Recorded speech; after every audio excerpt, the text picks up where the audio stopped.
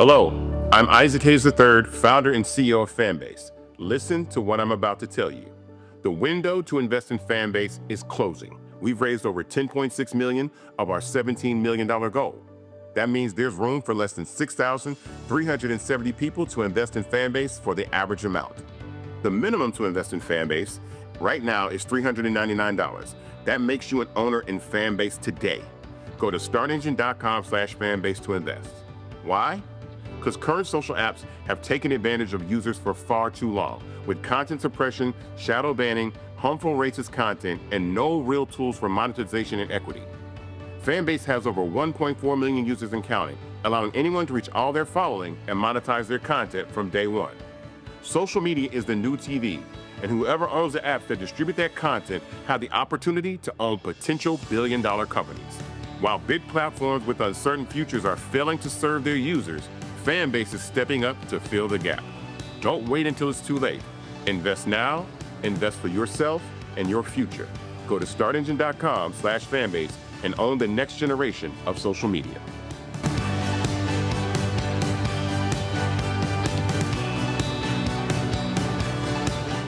Folks, Black Star Network is here.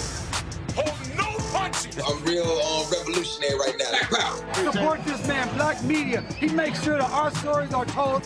Thank you for being the voice of Black America, Roland. Stay black. I love y'all. All momentum we have now, we have to keep this going. The video looks phenomenal. See, this difference between Black Star Network and Black-owned media and something like CNN. You can't be Black-owned media and be scared. It's time to be smart. Bring your eyeballs home. You dig?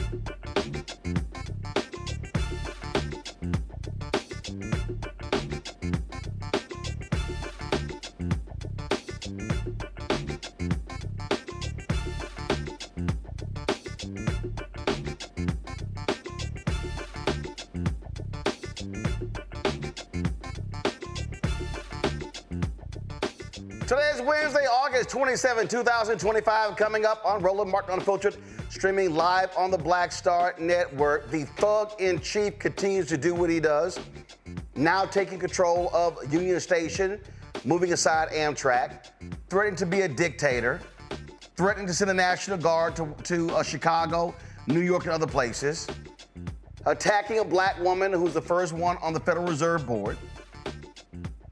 So I'm quite sure California Congresswoman Maxine Waters has a whole lot to say about the twice-impeached, criminally convicted felon-in-chief Donald the Con Trump.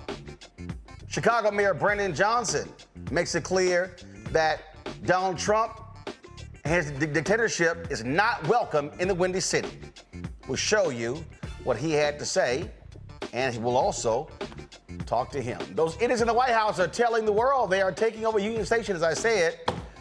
Y'all, it's already under federal control. We'll talk to a D.C. council member about the real reason MAGA is attacking Washington, D.C. In Fulton County, Republicans are trying to force the Fulton County commissioners to put 2020 election deniers on the county elections board. One county commissioner says he will go to jail to keep those idiots off of the board. Oh, it's time to bring the funk on Roland Martin Unfiltered. On the Black Star Network, let's go. He's got it. Whatever the miss, he's on it. Whatever it is, he's got the scoop, the fact, the find. And when it breaks, he's right on time, and it's rolling. Best believe he's knowing. Putting it down from sports to news to politics. With entertainment just for kicks, he's rolling.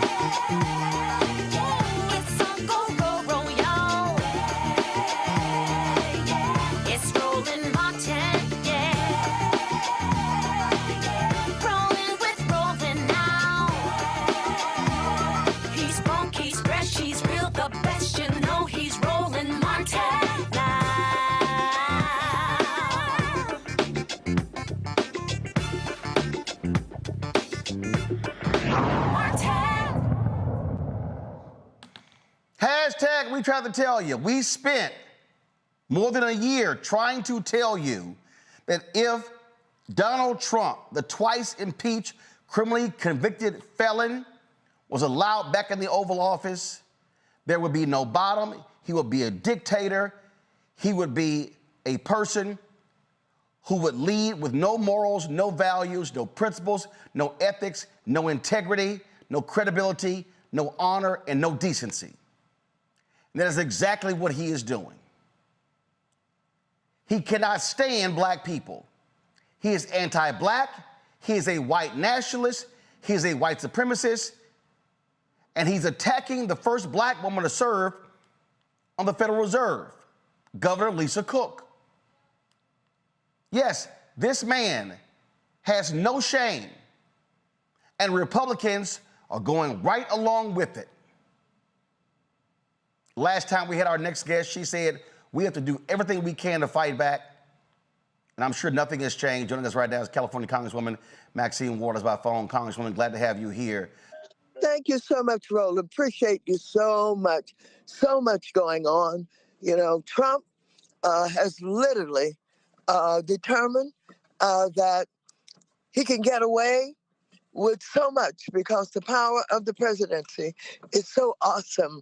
The Constitution does not list hundreds of things that he cannot do. And so he's doing everything that he ever thought he wanted to do. He's ruthless, and he's using his power to literally undermine, override, show all of his racist tendencies up front, right in your face. And so you mentioned Lisa Cook. Yes, a brilliant woman, one of the board of governors. He simply told her to resign. She told him to go to hell. She wasn't resigning. I love it. She said, you're going to have to see me in court because I am not going to resign. He says, I'm going to fire you. She said, call your best shot because I know what the Constitution says, and I know what I'm entitled to as a member of the board of the Federal Reserve. And so she's standing up. But look what he has done. He has beaten back the universities. Columbia has paid him millions of dollars. Brown University, even Harvard now. He's threatening their research money, and they're in negotiations with him. He's going after the private sector with law firms, telling them who they can represent, who they can't represent. And so when you talk about dictatorship, this is exactly what he wants. He really loves Putin and Kim Jong-un and the way that they run their governments. And that's what he wants to do. And he's moving ahead with it. And I want you to know that in spite of the protests that many of us involved in, I've been in 11 protests on the street.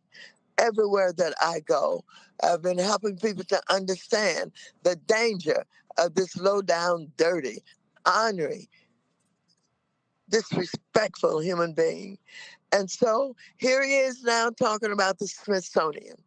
And he's talking about slavery wasn't so bad. Well, you know, I don't see him going into any Jewish museum telling them that somehow they are not to be concerned about anti-Semitism. But why is it he think he can get away with blacks? I don't want him touching the African Museum. I don't want him threatening to take out items that he does not like, he does not want. I mean, this is horrible. This is terrible. We know he's the commander-in-chief. We know that he can federalize, the Washington police. We know he can call out the National Guard and the Army. So I don't want our young people to try to face off with them and get killed.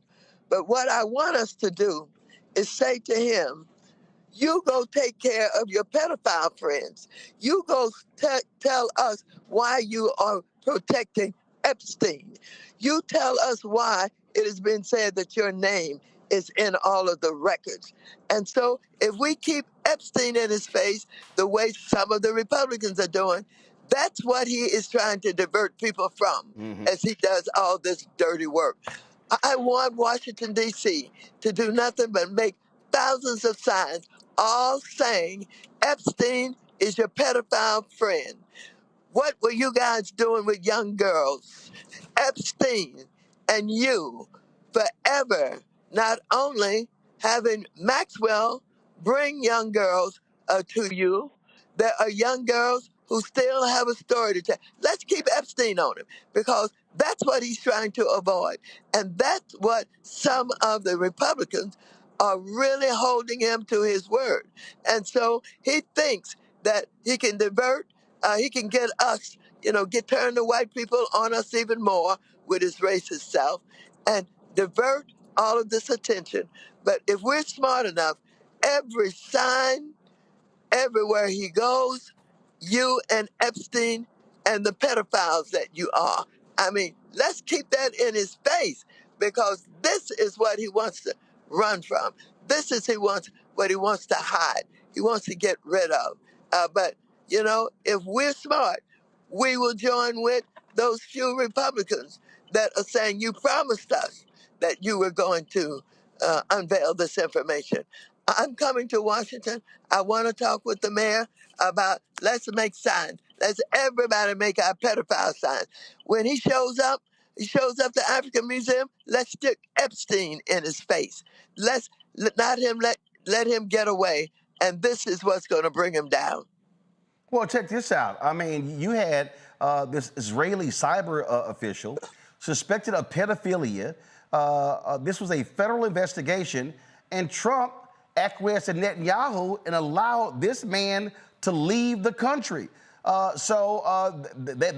love some pedophiles. Oh, yeah. Oh, yeah, we got to wrap it around his neck.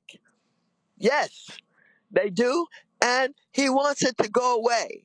He wants to divert the American public from it. But we can't let him do that. Let's rub it in. We got enough votes to bring it up on the floor, you know, Democrats and Republicans. We got enough votes to bring it up. Johnson let us out early because he was stopping it. But they got to deal with us when we come back. And on the streets of Washington, I want everybody to have a sign, talking about Epstein and Trump and the pedophiles. Okay? Yeah, I mean, you're right. He's throwing everything up against the wall to talk about that. I mean, you name it, he's trying to do it because this was hurting him. And he personally called a bunch of conservative podcasts, radio show hosts, TV hosts, telling them, hey, stop bringing this up, stop talking about it. And that shows you right there how weak and impotent they are. Oh, they're very weak.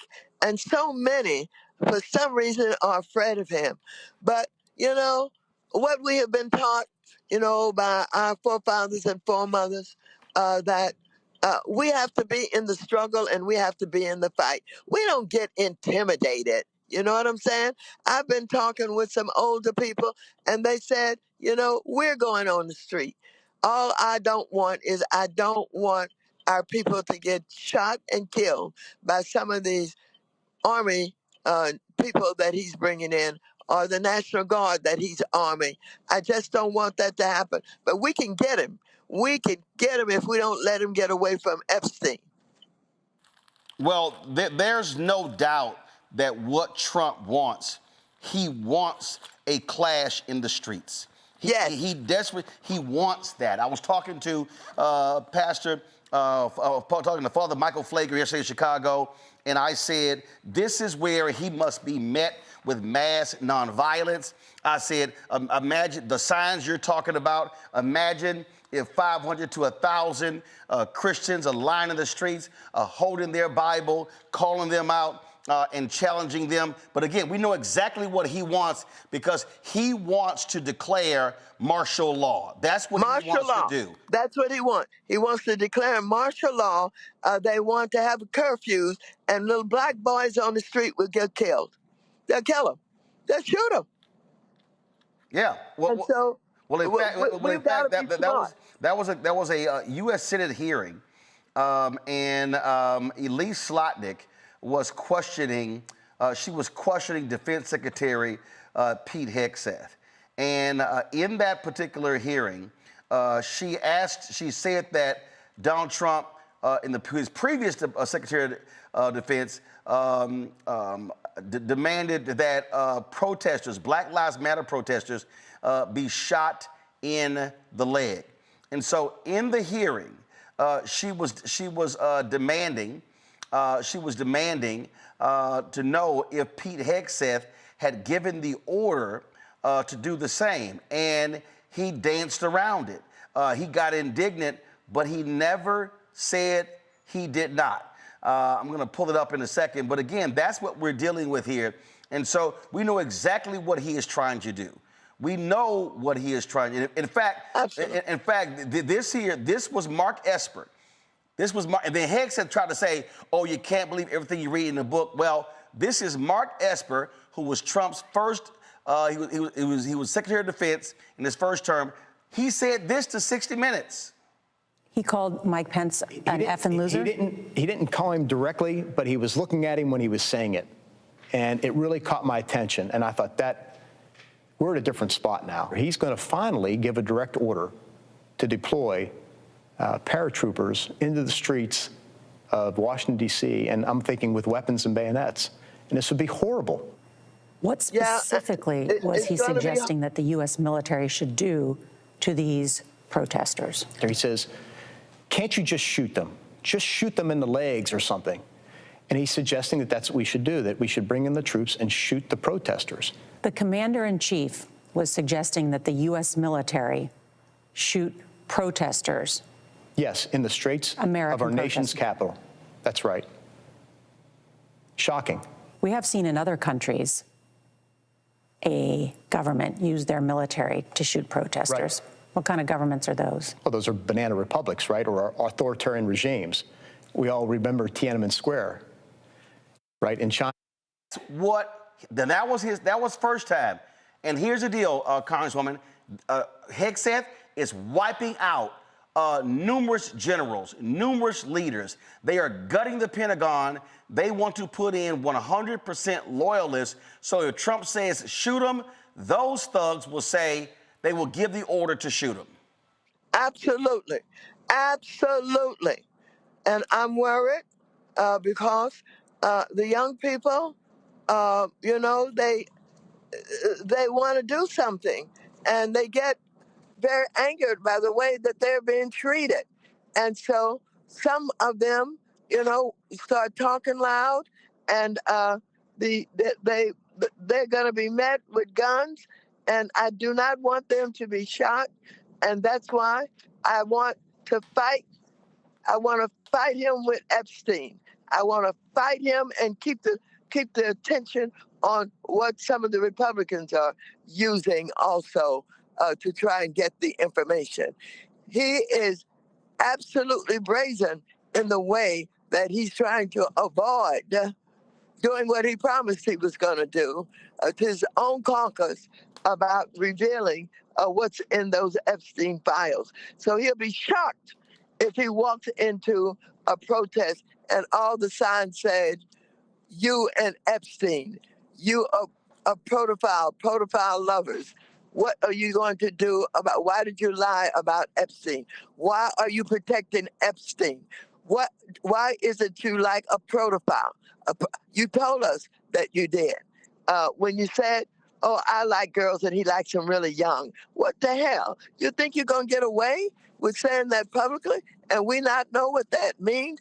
And this business of interviewing Maxwell in the prison and then sending her to a minimum security prison, a cushy prison after the interview, lets us know a deal is being cut.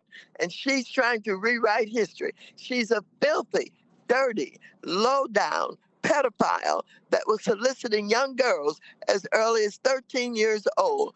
And now she's cutting a deal. And Trump, if we let him get away with it, we'll pardon her. That's where they're headed.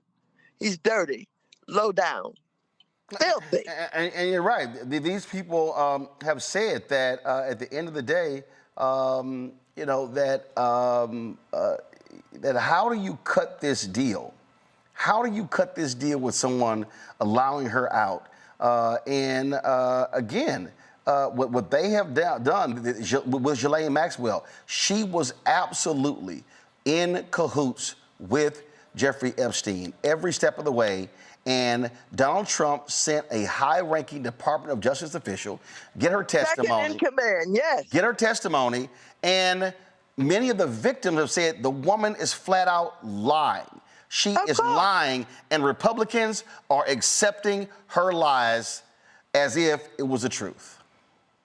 Absolutely. As a matter of fact, she has already been convicted because all of the evidence has been proven of what she has done in the solicitation and the violation of young girls. And so now they're going to rewrite history in front of us and take us for being damn fools that they're going to get away with not only doing an interview and then starting the deal by sending her to a cushion minimum location and leading to a pardon. She is saying everything she needs to say. Oh, she's never seen the president in any compromising position. She's never, well, the lies are being constructed and they are working on the plan to pardon her. That's exactly what they're doing. Absolutely. When does Congress return back from this Mike Johnson scared to vote on Epstein's summer break? We'll be back the second week in September. And to your point, I really do hope that Democrat leadership do the exact same thing, because you have Thomas Massey on that side who wanted to put it on the record that the moment they come back, they should say, we ain't voting on nothing, moving nothing, discussing nothing until we deal with Epstein. And then enforce Mike Johnson to run. What is he going to do? Go away from September, and if he does that, you come back in October and you put it on the table again in November, in December, in January. Well, what I'm going for is exactly what you're saying. Damn this business as usual stuff.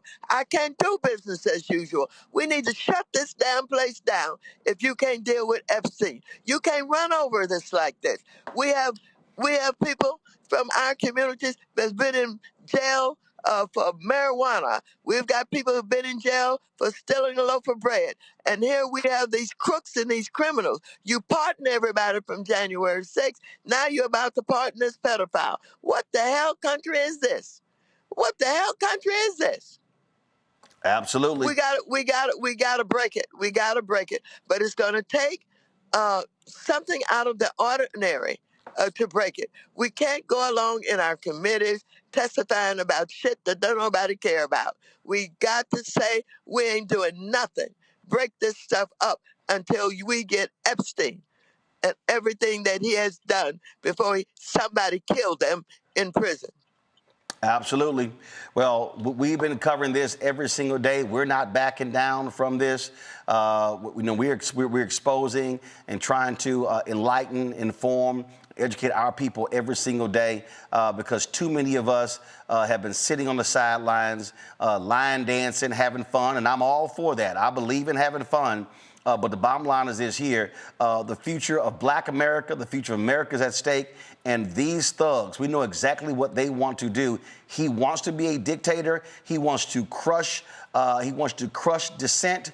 This illegal executive order banning the burning of flags is pathetic when the Supreme Court has already ruled on that. And I've been saying this, that he wants to defund Black America. He wants to destroy the civil rights, the political, the economic, the educational, and health infrastructure of Black America. That is his agenda.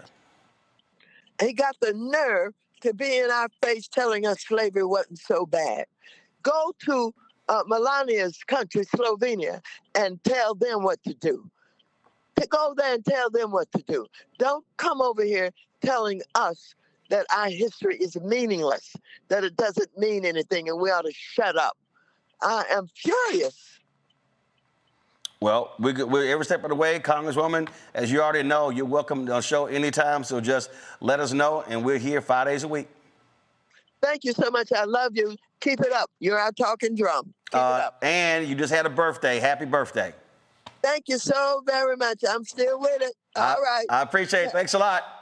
Okay, bye-bye. Folks, that was California Congresswoman Maxine Waters, still on the wall, fighting every single day. Going to go to a break. We'll be right back. Roland Martin Unfiltered on the Black Star Network. Coming soon to the Black Star Network. I have name recognition, but I tour more than any rapper. And it's a lot of overseas stuff. And it's like I'm going all over I've been to 80 countries in my lifetime. And sometimes I'll do interviews with people and they be like, so what you been doing? Like, what you been doing? You know what I'm saying? Like, I just came back from Belgium and Brazil and South Africa. What you been doing? Right.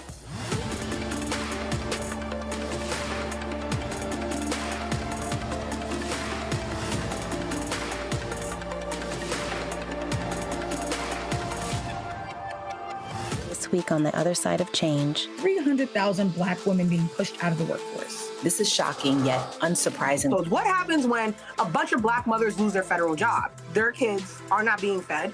Their kids are not being taken care of. But that trickles down to the entire community structure, which may be built on the backs of black mothers and black women more broadly. Tune in on The Other Side of Change, only on the Black Star Network. What's up, y'all? This is Wendell Haskins, a.k.a. Win Hogan at the original T-Golf Classic. And you know I watch Roland Martin Unfiltered.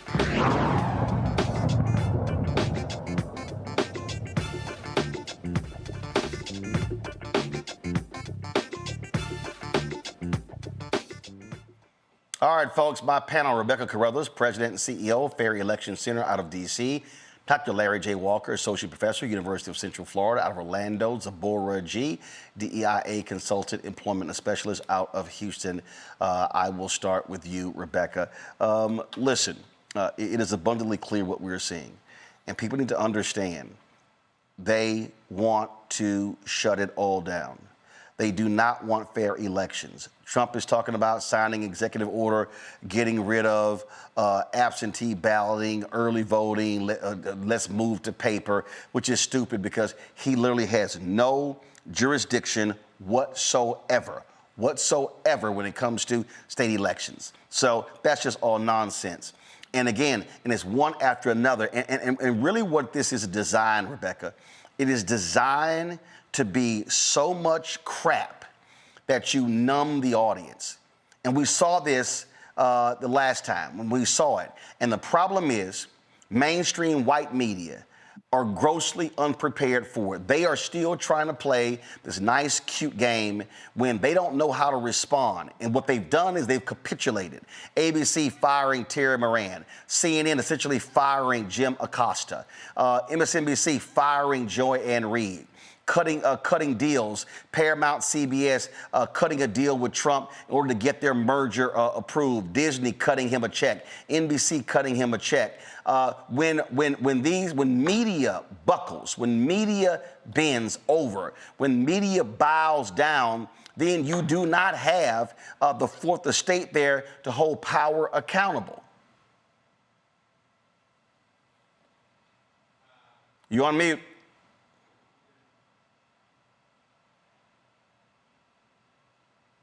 All right. Sorry about that, Roland. You just said a lot. So when people think about the fourth estate and why it's so important, it's because when you think about the checks and balances in this country, when you think about how Congress is supposed to check the executive, check the president, when you think about the courts are supposed to check the president and check Congress, when that's not happening, then what we have left is for the media to actually do the fact checking, for media to provide reliable and accurate information to the masses so people understand what's happening.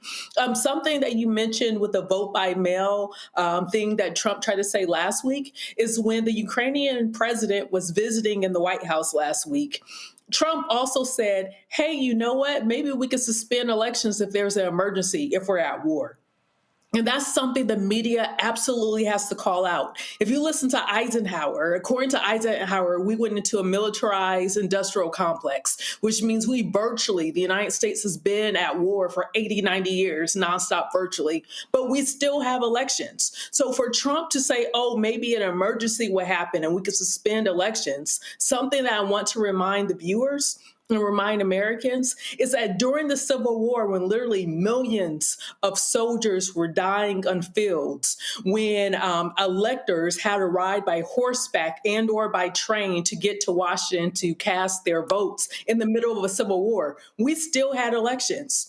When we had World War I, World War II, the Korean War, Vietnam War, when we had unrest during the Civil Rights Movement, we still had elections. When we had the Bay of Pigs incident, where there was the possibility of a nuclear war popping off at any moment, there were still elections that happened that year. There were still state and local elections. And so what we have to do is stop normalizing the crap that the president is saying, especially when it comes to free and fair elections. This is not normal. We should not be accepting these things. Larry? Yeah, this is all a very troubling time to be an American. But you're right in terms of the media, mainstream media, in terms of their responsibility that they haven't adhered to in terms of making sure you hold federal, state, and local officials, hold them responsible for not only their rhetoric but also their actions. It will only be one thing. Obviously, we deal with a lot of this racist rhetoric, but we're seeing it from executive orders and various other decisions he's making that impacts Secretary of State and DOJ and the DOE and all these other various entities. And who's paying the price for that? We see the Black community is paying the price for that. We've talked about on your show a lot. The several hundred thousand, more than 300,000 Black women have lost their jobs. But the media has a responsibility, as Rebecca just talked about, to focus on some of the things that they're saying. Listen, it's become normalized, and many of these large media outlets are completely ignoring some of the troubling things they're saying. The other thing is, Roland, the problem with Americans is they don't really have context as it relates to authoritarianism as it relates to world history. And the problem, and if you look at what's happening, this is literally the playbook for everything authoritarians have done for more than the last century throughout the world. But once again, the country's ill-prepared because Americans don't understand world history. Everything is doing, attacking higher education, using U.S. military, going after, the media and various other entities that are historically have kept, make sure that, politicians who gain too much power held responsible. So they're not doing that. And so he's running wild with whatever he wants to do and pushing, every politician that thinks that they're going to vote against something in the House or Senate, he threatens them, and they just kind of give up and say, well, the president's talked to me and we have some kind of compromise. But the bottom line is we need people to stand steadfast and fight, because you don't fight now, we're all going to pay over the next several years. Zabora, I really want people to listen to what Congresswoman Maxine Waters said. And I think back to the Black Freedom Movement and how precise Dr. King and Andrew Young and Hosea Williams and Dorothy Cotton, how precise those leaders were, Diane Nash, James Bevel, because they understood, again, I keep going back to this, King being the protagonist said, I need an antagonist. But he also understood the safety of the people. There's that tremendous scene in the movie Selma where the masses, after the vicious beating on Bloody Sunday, and the masses are on that bridge, and King sees those troopers, and he then takes a knee and prays and turns around. And Snick, James Foreman, was angry and upset, and the other people were upset. And King said, I was about to lead our people into a slaughter. What we have to recognize, Donald Trump is a cannibal. He wants to eat people. He is itching. He is itching for people to stand before troops and yell and scream and throw rocks and throw bottles, because then he'll say, national emergency. And now it's, yes, as Rebecca said, I can suspend the election. I can do whatever I want. So our protest, our response can't be muted. We must be extremely careful with how we respond so we don't give that thug exactly what he's looking for. Yeah, definitely. We have to be very clear that we are witnessing a bully at the playground. He's not running this country on policy. And like Maxine Waters said, this is not business as usual. And we have to attack this strategically. We have to do this in an organized manner. And we have to really come together, and our little squabbles and arguments that are amongst ourselves isn't important at this time. This is about us being unified. This is about us supporting the platforms like your platform and supporting our leaders of right now. But at the same time, making sure that we are protecting our children. In DC, and him deploying all of this National Guard to these places with these vulnerable populations. Like, I think of the homeless that are in Union Station, and you see this extra presence of police surroundings and government forces, but they're in places where there's no crime in those areas, or there's limited crime in those areas. So, it's a big show, and it seems that he's setting up for something bigger by just creating these little breadcrumbs that give him a way to be able to enact martial law if he really needs it right now. And he's doing it at the extent and at the expense of us, of Black people, of Black women, of Black children. All of these situations that are happening in America right now, we've been through them before. We saw how to handle them. And just like he has a playbook from the last time he was in the White House, we have to go to the things that we know work. We know that the Black church is strong. We know that when we have our own newspapers and our own media outlets, we're going to be strong. We see what our dollar has done to Target. And if we continue on a path where we're having a path of least resistance, but we're still resisting in a smart manner, I think that it's going to be a truth teller. America's in a very bad place, and racism has been at the front of all of our journeys since before the civil rights, since the slave trades. So this is where we are, and we just have to do something different. We can't treat this like this is normal or like it's not important. And we have to educate people around us because they're not educated. They don't understand it. And some people understand it and just feel defeated because it's so much thrown at us every day.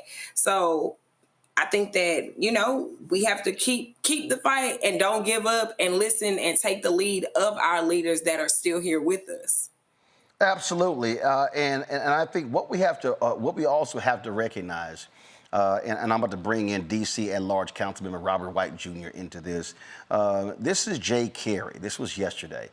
This is a veteran. Who stood in Lafayette Park, and after Trump issued his executive order, he burned the United States flag. Bring the audio up.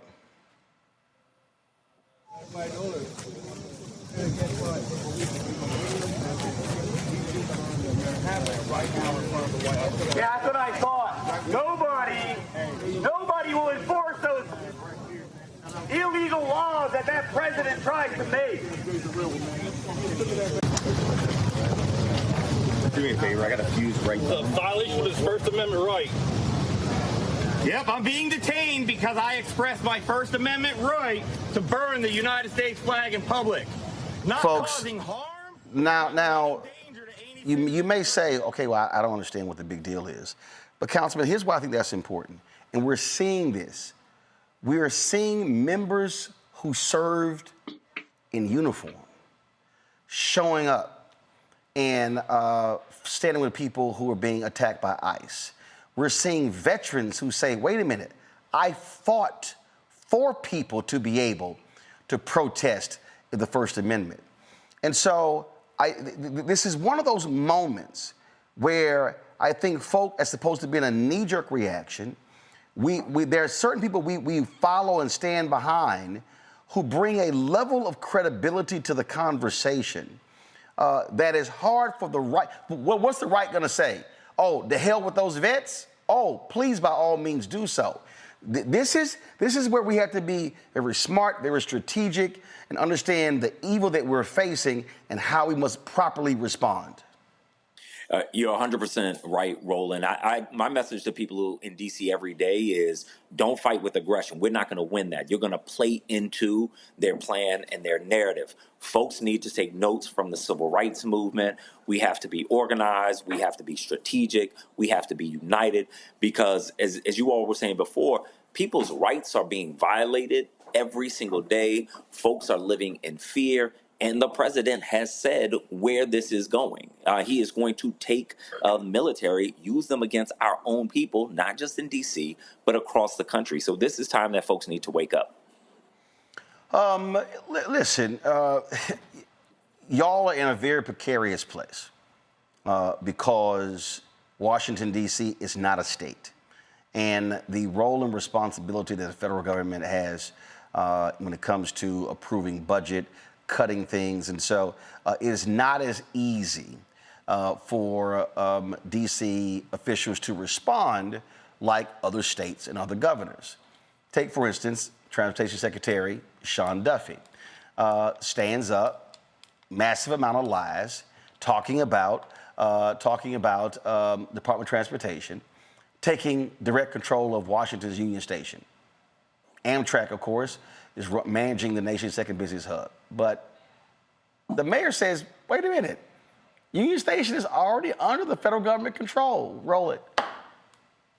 The federal government owns Union Station, and I think that I don't know the details of what will happen if it's just about management. That I would consider that step one. If it's about what Union Station needs for its total transformation, that would be an amazing initiative for the federal government to take on.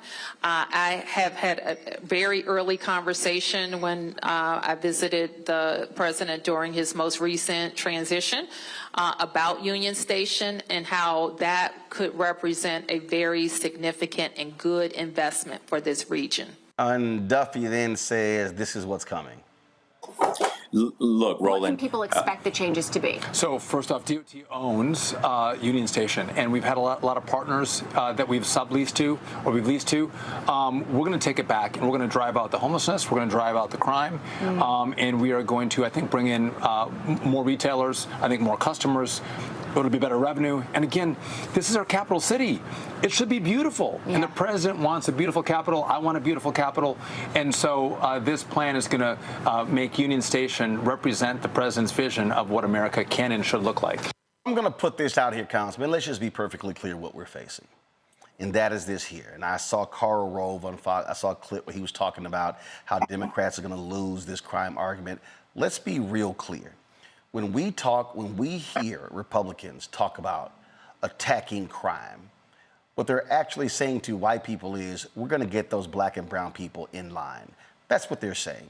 And so when you start seeing polling data, how, all of a sudden it's resonating with the American people. No, it's resonating with white Americans, white conservative Americans, because we all know crime, hardcore on crime, has always been the go-to of conservatives to attack Democrats or progressives.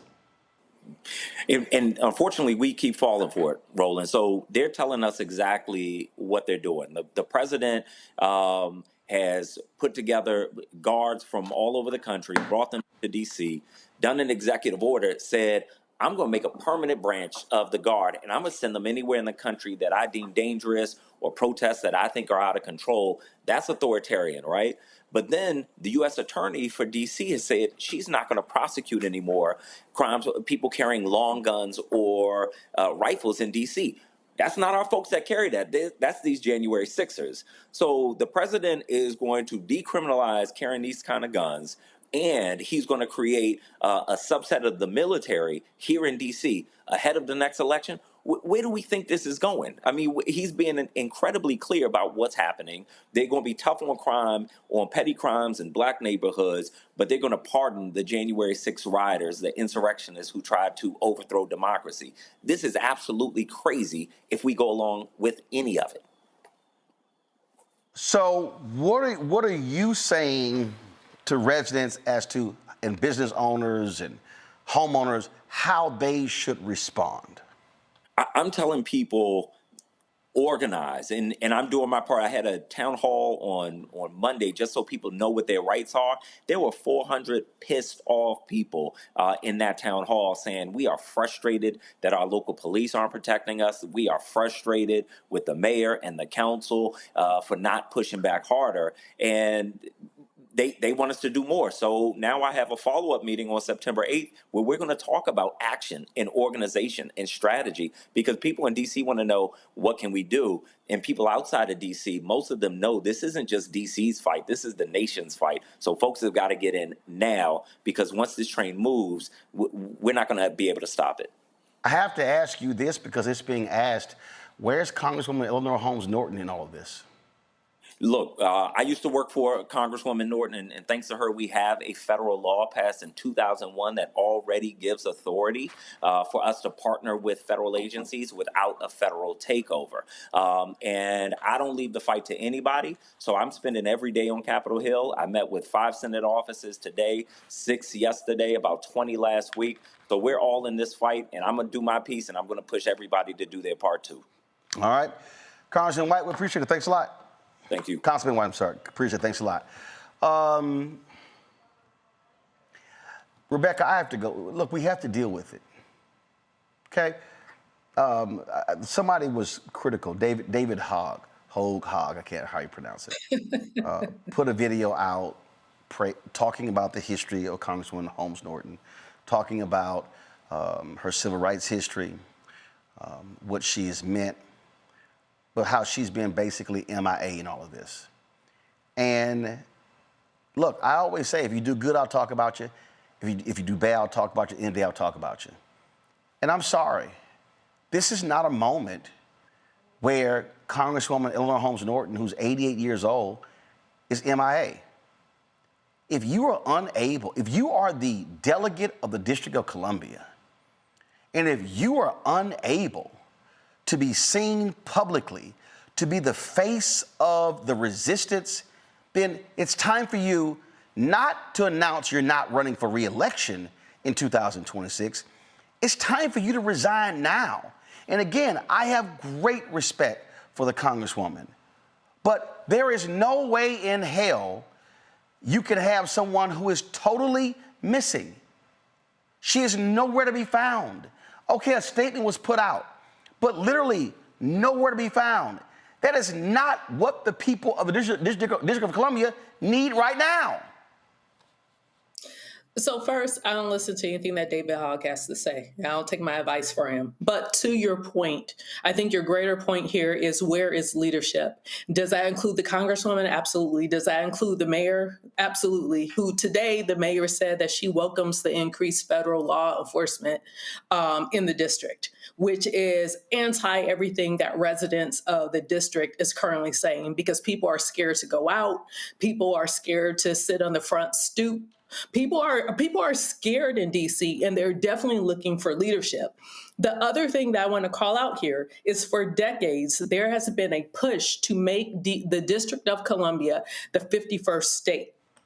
And so one thing that I have to ask the Democrats, when you had the presidency, when you had the House, when you had the Senate, why was it not a priority to protect historically Black city, to make sure that the type of thing that we're seeing happening now, the type of authoritarianism that we're seeing, the takeover of the District of Columbia, where were you? Why didn't you do anything to prevent this? Why was this not passed? Why was this not considered? I understand that, I understand it's more than just Congress voting on this. I understand there's other procedures, but the Democrats, when they were in power, they could have at least started on this as well. So am I going to just put the blame on the Congresswoman? No. Am I going to just put the blame on the current mayor? No. But what I will say is that there is a vacuum of leadership, and right now there has to be strong leadership in the district right now. So, Larry, I'm not putting the blame on anyone. What I am saying is, what's happening in Illinois? You see the governor, you see the mayor, you see members of Congress, you see county commissioners, you see aldermen, okay? Now, we know, let's just be real. The mayor of D.C., the police chief of D.C., city council members of D.C., they can't go off, because the reality is, listen, we're sitting right now in front of Black Lives Matter Plaza. That's no longer Black Lives Matter Plaza, because a Republican said, oh, if you do not tear up that monument, we are going to withhold $1 billion in funding. The city spent almost $700,000 to tear the street up. So the DC folks are dancing as much as they can, because they know how vindictive and punitive these people are. But in this moment, D.C. needs its elected member of Congress, and she is MIA, Larry. I've been thinking a lot about this, about leadership. And, it was funny you mentioned Congresswoman Holmes Norton and Roland. I worked on the Hill, had a chance to work with her office very closely, lived in D.C. for a number of years. But this is all hands on deck. This is an unprecedented challenge that Black people in America, specifically the D.C., for all the people that I know and care about who live in the city, and much broader in terms of what is D.C. is an example of what will happen in Chicago, Baltimore, we can L.A., et cetera. And so we need transformational leadership right now, as it specifically as relates to the Black community. Traditional politics is not going to get it in this unconventional time. And so I think your point is an important one.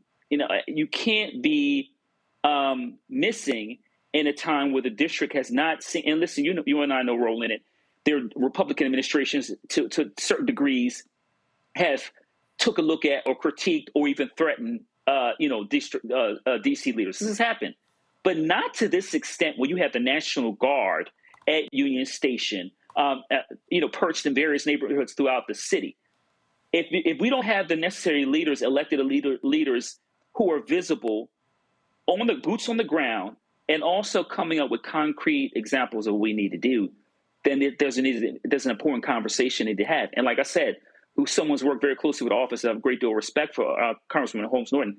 We have to have this conversation about like I said, her absence, and also larger about Black leaders and today in terms of being prepared to respond, as I said, to unconventional antics that are going to lead to more violence and aggression directed towards the Black community. And the more, somebody has to say it. And listen, over the last year, a lot of people, let's be respectful. Let's understand her history, what she's meant. And a lot of people have done that. A lot of people have been respectful. There were a lot of people who feel she should not have run for re-election last year. And I'm sorry if you are unable to even be seen. I'm not saying you got to be out there waving a flag and waving a sign. She's not even present. She's not even standing next to the mayor. And somebody has to be willing to say, and somebody Black, and I don't want to hear any bullshit from anybody. Oh, this is an attack on Black women. This is an attack on Black leadership. We just had an 85-year-old Black woman on the show. Yeah. Congresswoman Maxine Waters. And I'm sorry. There are some things that you have to be able to do. And that is, and I say this all the time, there's a difference between somebody being present and having presence. The problem here is Delegate Eleanor Holmes Norton. She's not present and she's not having a presence. I get behind the scenes, I get history, but this is a moment where people need to see and hear their leadership every single day. They need to see their leader going to churches and rallying pastors and making this the issue. They need to see their leader walking down the street with a bullhorn telling people to be respectful, but also don't get in trouble. They need to see it. I'm sorry. Again, I love her dearly, but right now, Delegate Holmes Norton is failing her constituents. I think the bigger question to me is this is happening in more than just D.C., right? I'm looking at Texas redistricting without having representation in certain places that have had representation for a long time. At what point do we say, are you holding this public service and holding this office or this position hostage? I think that it's time for us, respectfully, we respect everything that everyone has done before us. We have to, and we're standing on those shoulders. But at the same time, we are in need of leaders who are energetic, who understand the sense of urgency and understand what the community needs and are able to, like you said, just show up, just be there. We need to see that.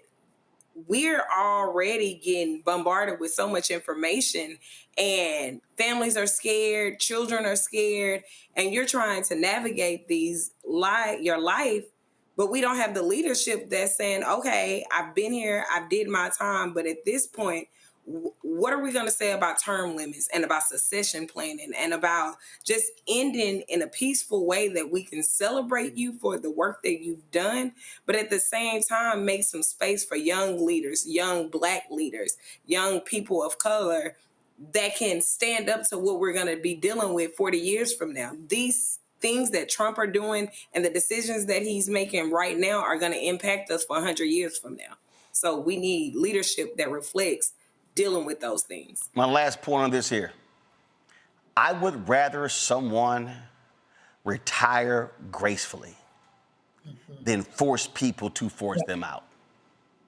And I'm sorry, the delegate should have retired and not run in 2024. She should not have.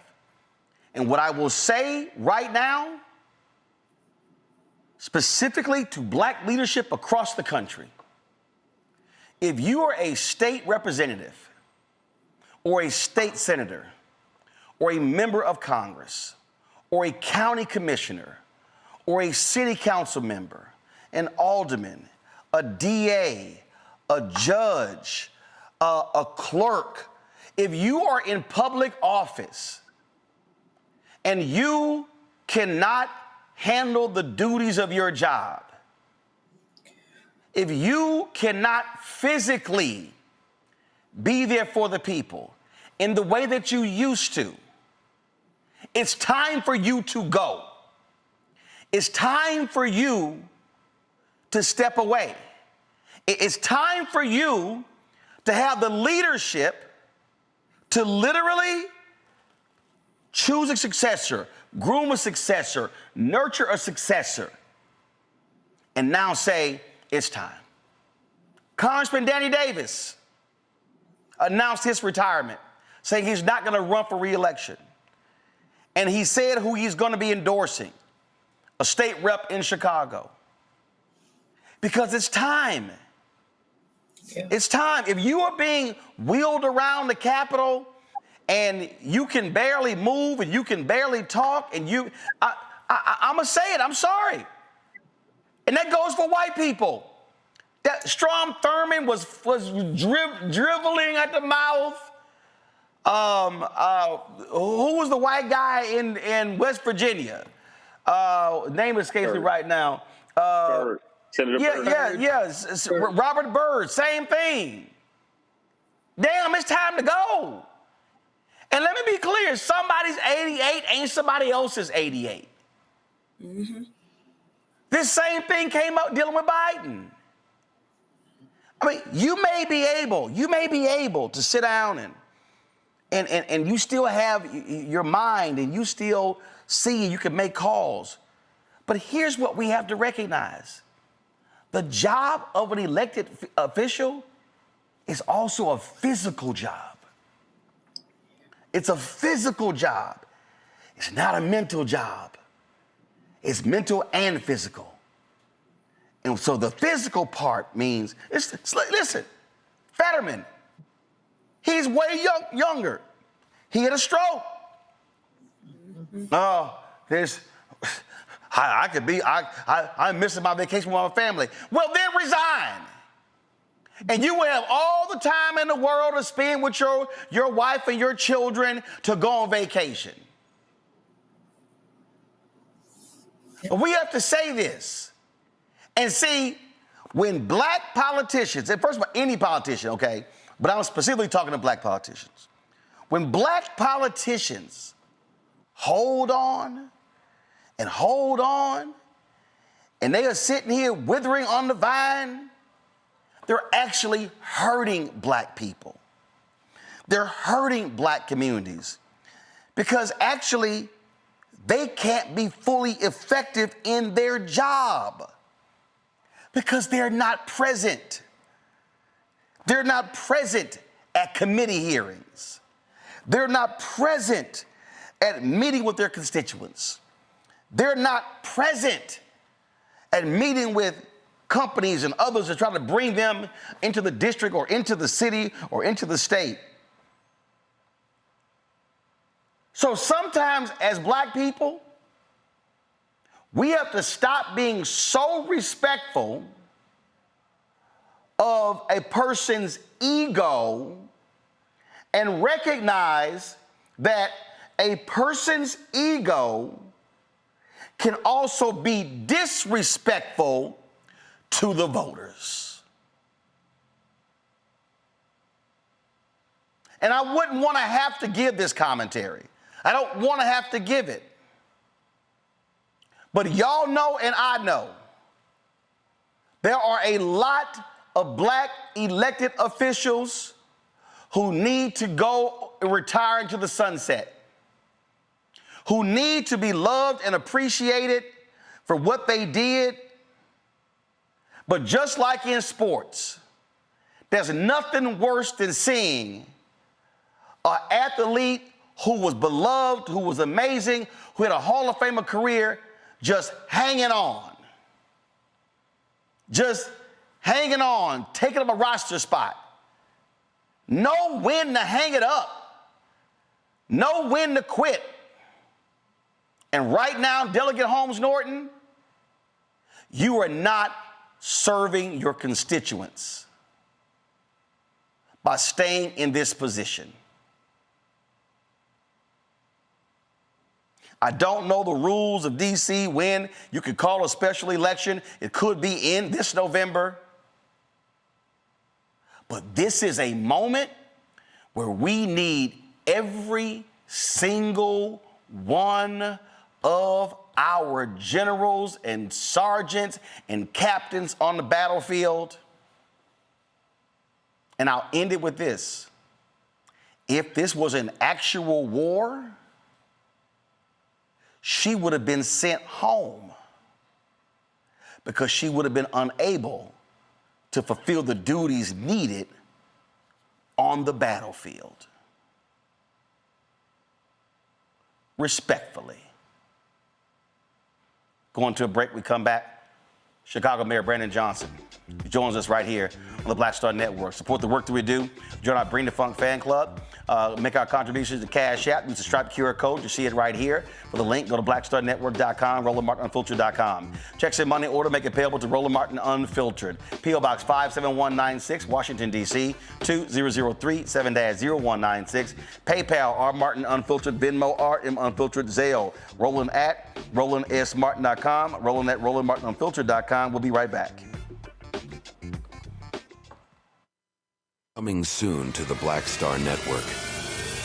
I have name recognition, but I tour more than any rapper. And it's a lot of overseas stuff. And it's like I'm going all over I've been to 80 countries in my lifetime. And sometimes I'll do interviews with people and they be like, so what you been doing? Like, what you been doing? You know what I'm saying? Like, I just came back from Belgium and Brazil and South Africa. What you been doing? Right.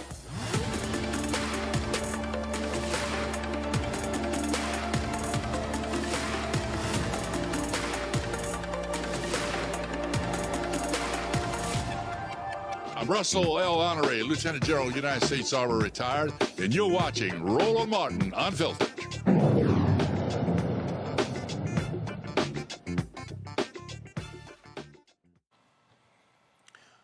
Donald Trump has no respect for black people. He has no respect for black leadership. And he is consistently targeting black leadership. Remember 2020 when he complained about losing, the election was rigged? There were 4 cities he kept bringing up: Atlanta, Philadelphia, Detroit, and Milwaukee. What do those 4 cities have in common? Black people. Donald Trump is always talking about Chicago. Chicago. He has one of his, Trump Towers hotels in Chicago. But let's be clear, he doesn't give a damn about Chicago. He uses Chicago as a whipping boy for whatever he wants to do. And that's what the right does. Talk to any white conservative or even the help like Philip from Indiana. Oh, by the way, that Negro was appointed executive director of the Civil Rights Commission in Indiana. So my producer sent me the Facebook link, and I responded saying, oh, you got a witness protection, huh? See, they love talking about Chicago. They love bringing up Chicago. They love to it's always Chicago. And I told y'all the story when I was at one of those meetings with Trump with TV anchors, and he was like, well, Ron was in my office, and he told me to deal with crime in Chicago. We got to deal with economics and poverty and education. He was like, no, Ron, you're not getting this right. And I was like, no, actually, he is right. Now, Rahm Emanuel ain't there. Brandon Johnson is now the mayor, and he's been saying the exact same thing. And if you actually talk to any police chief, and I've actually asked the question to many of them, they will tell you that more cops on the street does not equate to a drop in crime. Mayor Johnson joins us right now. Mayor, glad to be with you right now. Glad to have you here. You were on MSNBC, and Joe Scarborough was asking you over and over and over again, oh, Mayor, I agree with you about all those other different things, but wouldn't it be helpful to have 5,000 cops on the street? And I saw that clip because I don't watch that show. It's been 10 years since they had me on because I was just way too mouthy for them. That's what happens when you're an uppity Negro to them. And the thing is, I saw the clip and I said, well, hell, I'm sure the mayor would say, can I have 5,000 jobs for youth? Can I have 5,000 new affordable housing units? And see, we want to talk about more cops, more cops, more cops, but even cops will tell you that does not fix the crime issue, Mayor. No, you're absolutely right, Roland, and thanks for having me back. Appreciate, the consciousness that you are elevating across this country. And what we've said repeatedly, that policing alone is not going to drive safe and affordable cities. And I've expressed this on multiple occasions. In the 90s, when I was in high school, where the murder rate was as high as 900 and sometimes above 900, we had 2,000 to 3,000 more police officers at that time. And so there's no correlation between the number of police officers and violence. But what we do know, there is a direct correlation between poverty and trauma and violence. And, we have a president that has declared war on poor people. And as you know so well, and you eloquently express all the time, that's one of the three evils that Dr. King provided a warning to this country, that if we don't address those three evils, racism, of course, being one of them, militarism, of course, being one of them, and then poverty, right? And so what I've done in the city of Chicago is I've worked hard to make sure that the neighborhoods that have been most impacted by violence, that are also the same neighborhoods where schools have been closed, where the lack of access to health care and good paying jobs. And so what did I do when I took office? One, we made sure that we revamped our detectives division, where we promoted 200 more detectives to make sure that we're actually solving violence in Chicago. One of the things that I've heard repeatedly that's quite frustrating for families, it's one thing to lose your loved one to violence or to end up having violent experiences. It's another thing when you don't solve the crime. And so because we revamped our entire detectives division, we have seen a clearance rate of 76%, almost 77%, the highest it's ever been in a decade. But where we really put our investments towards was youth employment, 31,119 summer jobs. I live on the west side of Chicago in Austin. I know you're familiar with Chicago and the neighborhoods here. In Austin, one of the tougher neighborhoods because of disinvestment, we saw some of the greatest declines in Austin, but we also saw the highest proportion of young people with summer youth jobs, right? So we've increased that by almost 50%, but we've also expanded mental and behavioral health care services, reopened 3 mental health clinics, the first mayor since Mayor Harold Washington to invest in mental health clinics, but we've also have expanded mental health services. Wait. You said the first mayor since Harold Washington. Harold Washington died in 1987. That's correct. That's 38. That's 38 years ago. Yeah. We're talking about severe disinvestment. When Mayor Harold Washington died, there were 19 mental health clinics. When I took office, there were barely 6. And so we've also expanded mental and behavioral health care services around the city so that when people are experiencing mental health crises, you have a paid professional, behavioral health professional that shows up to those crises and not a police officer. And that frees up our law enforcement to respond to the other critical needs. But there was something else that we did. We are stabilizing our communities by repopulating these neighborhoods with affordable units. We're on pace to build nearly 10,000. We're focusing, by the end of my first term, we're focusing on the west and south sides of Chicago, where, as I've called it, the Negro Removal Act has been in full effect, where Black folks have been pushed out of the very communities that, have historically been stabilizing neighborhoods for the working class, right? And so here's what we've experienced as a result of that: a 32% reduction in homicides, almost 40% reduction in shootings and shooting victims, 35% reduction in robberies, our carjackings, that has declined significantly. Now, look, the last thing that I'll say on this, we have a lot of work to do. Don't misunderstand me, but we are moving in the right direction as we build safe and affordable communities across Chicago. And the way we're doing that is by investing in people. So policing and the critical investments that ultimately get at the root causes of violence, that's how we've been able to experience this progress in my first 2 years in office. I saw the news conference the other day with Governor Pritzker. You spoke, Father Flager, and others as well. And Trump's desire to send the National Guard is like, oh, I wish they would call, And what's interesting is, and this is why I really despise these national media outlets. And in fact, I want to play this. You keep getting, guys, get this queued up. Y'all know what I'm talking about. You got some MAGA folk in the media in Chicago who keeps trying to antagonize you, and they throw these questions out, and you try your best not to have to deal with their nonsense. I saw this earlier today. Go ahead and play it, and I want to talk about it. Go. I'm wondering if you have any concerns that all of this pushback against Trump, knowing how he responds to that, if it might kind of be like poking the bear, if you will, and could make things worse and could actually provoke him to follow through with this talk about sending in the National Guard when yesterday he seemed to waffle. Could this make things worse, all this pushback? Standing in unity is actually what's necessary when you're fighting against tyranny. I mean, could you imagine if as a descendant of slaves, if my ancestors would have had that same rationale?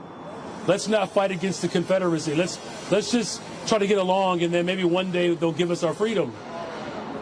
Nowhere in the history of America or the world where marginalized people have sat silent and idle, and they've been able to actually achieve justice and liberation. The fact that you have a unified front in Chicago, where we are rejecting the occupation by the military of our cities, that's actually fighting for our democracy. That's what's required in this moment. Leading in this moment takes a great deal of courage, but we stand on the shoulders of so many people that have come before us. We have seen these type of tyrannical acts before. One thing that we know for sure, when we fight back against tyranny, the people united will always prevail. Mayor, basically they're like, well, Mayor, why don't you just give up? Why don't you just shut up, be quiet, and take it? That's literally what they're asking you to do, as if you were not elected by the people, as if the alderman, at least as it's the governor. That's what's crazy. Oh, just let the wannabe dictator be a dictator and shh. You just need to be quiet. Roland, first of all, I wish I could just have you around when these, asinine questions are put before me, because, look, we have to maintain a certain level of decorum, even if others don't play by those same rules. But one thing that I know for sure, that in every instance, when the people have spoken with conviction and truth, and have come together to display that collective power, we are always better off having fought back against, these, again, as I described them, the tyrannical reign of this administration. And here's the thing, man, we are part of a rich history in this country. And then because you know Chicago so well, when Dr. King, came to the city of Chicago, he set up his family on the west side in North Lawndale, fighting for fair housing, right? And something that he did experience here in Chicago was something that he said he hadn't experienced anywhere else in the country. But he was very clear that if we're able to do it right in Chicago, we can take that around the country. Yeah, he actually literally said in the book, it was quoted in Fire on the Prairie, he said, man, if we could convince the Chicago Negro, we could convince every Negro in America. Yeah, I mean, I do always like your Roland Martinisms to be able to really capture the essence of what he was getting at. And so when I heard that question, I thought about those very words. And we are convinced in Chicago that we can build safe and affordable communities. And,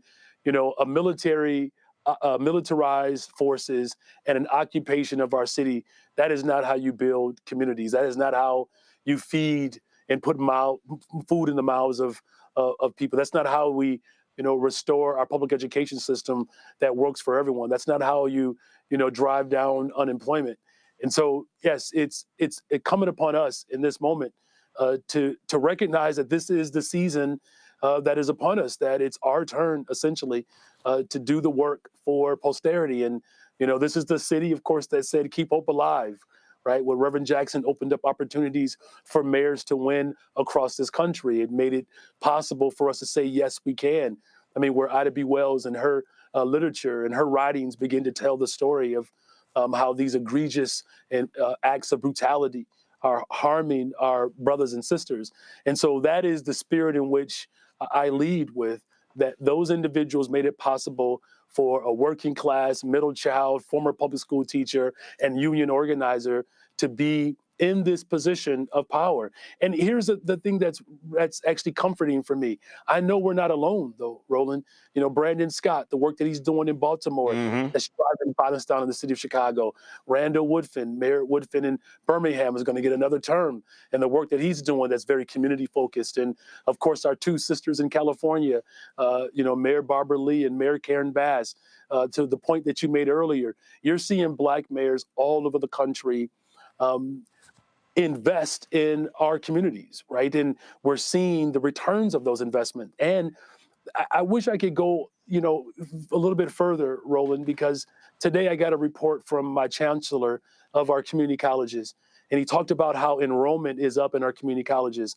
And the number one subgroup that's enrolling in our community colleges are young Black men. Wow. Young Black men, right? And you have Latina men who are coming in second. And so people are inspired in this city because we're creating jobs where you have billions of new dollars of investment that's creating hundreds of thousands of construction jobs. We're building affordable homes with a program called the Missing Middle, where we have owner-occupied units that we're building.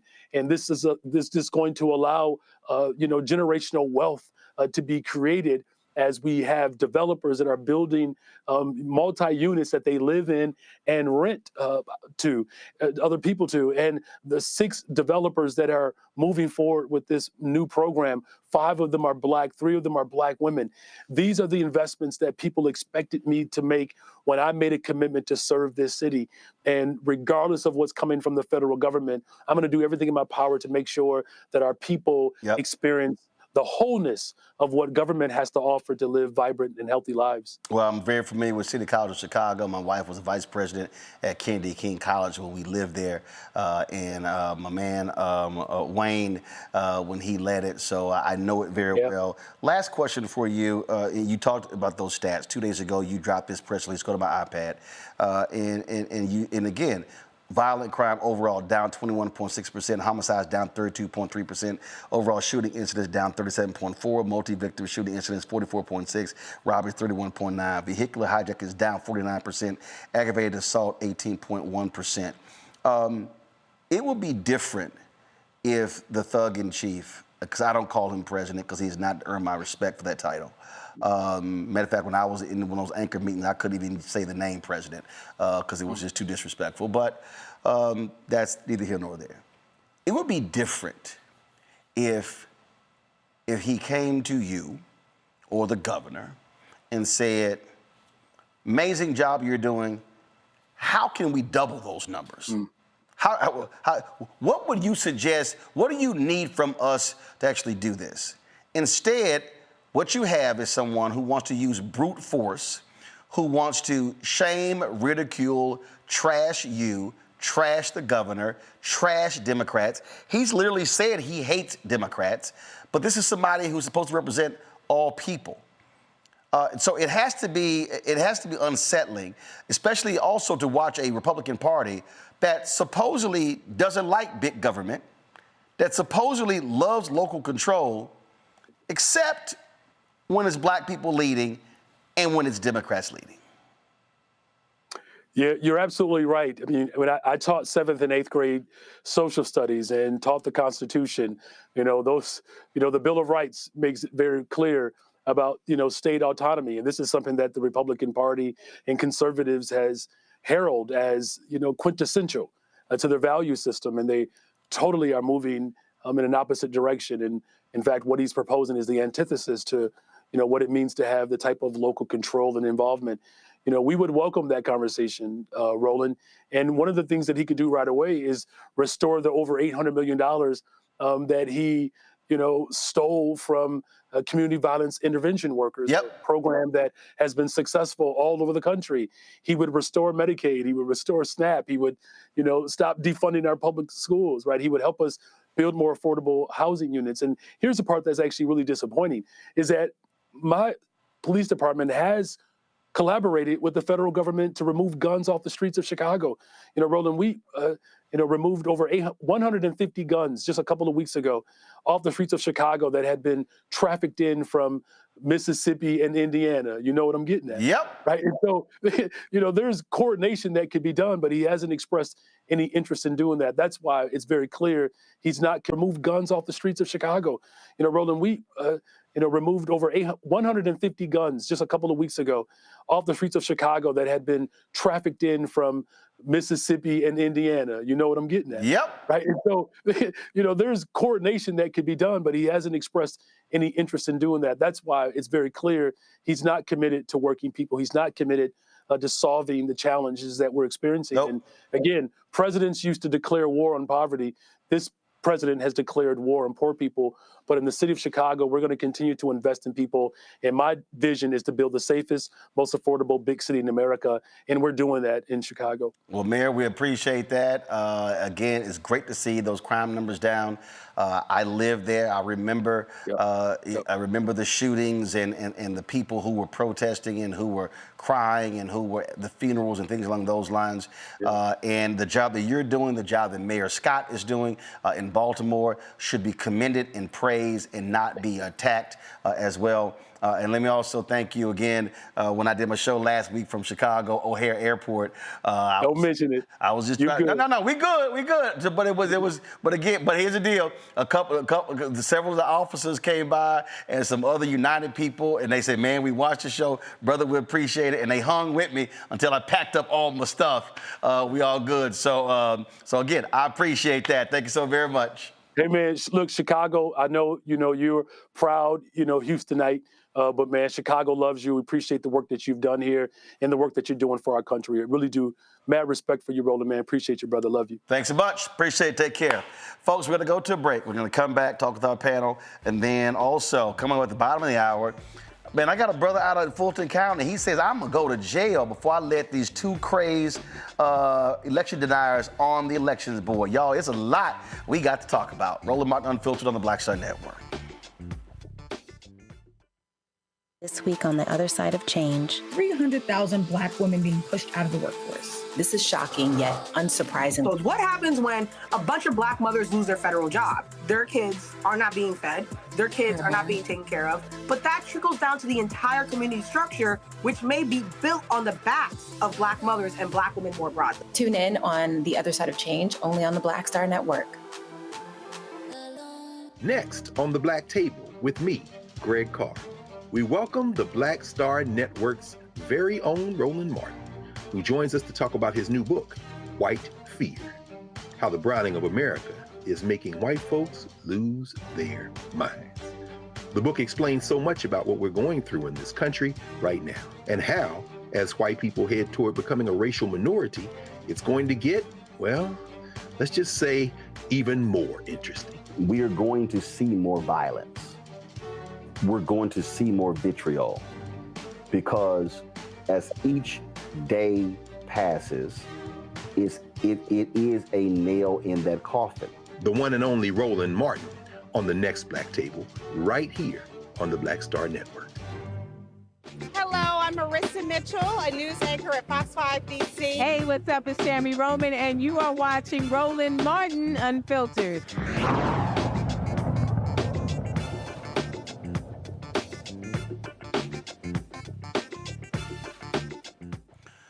Larry, to sit there and listen to Mayor Johnson talk, listen, he has had a hell of a first 2 years. Poll numbers, people under attack, but you cannot deny the success there. The same thing with Mayor Brandon Scott. A lot of people were critical of Mayor Randall Woodford in Birmingham, my alpha brother.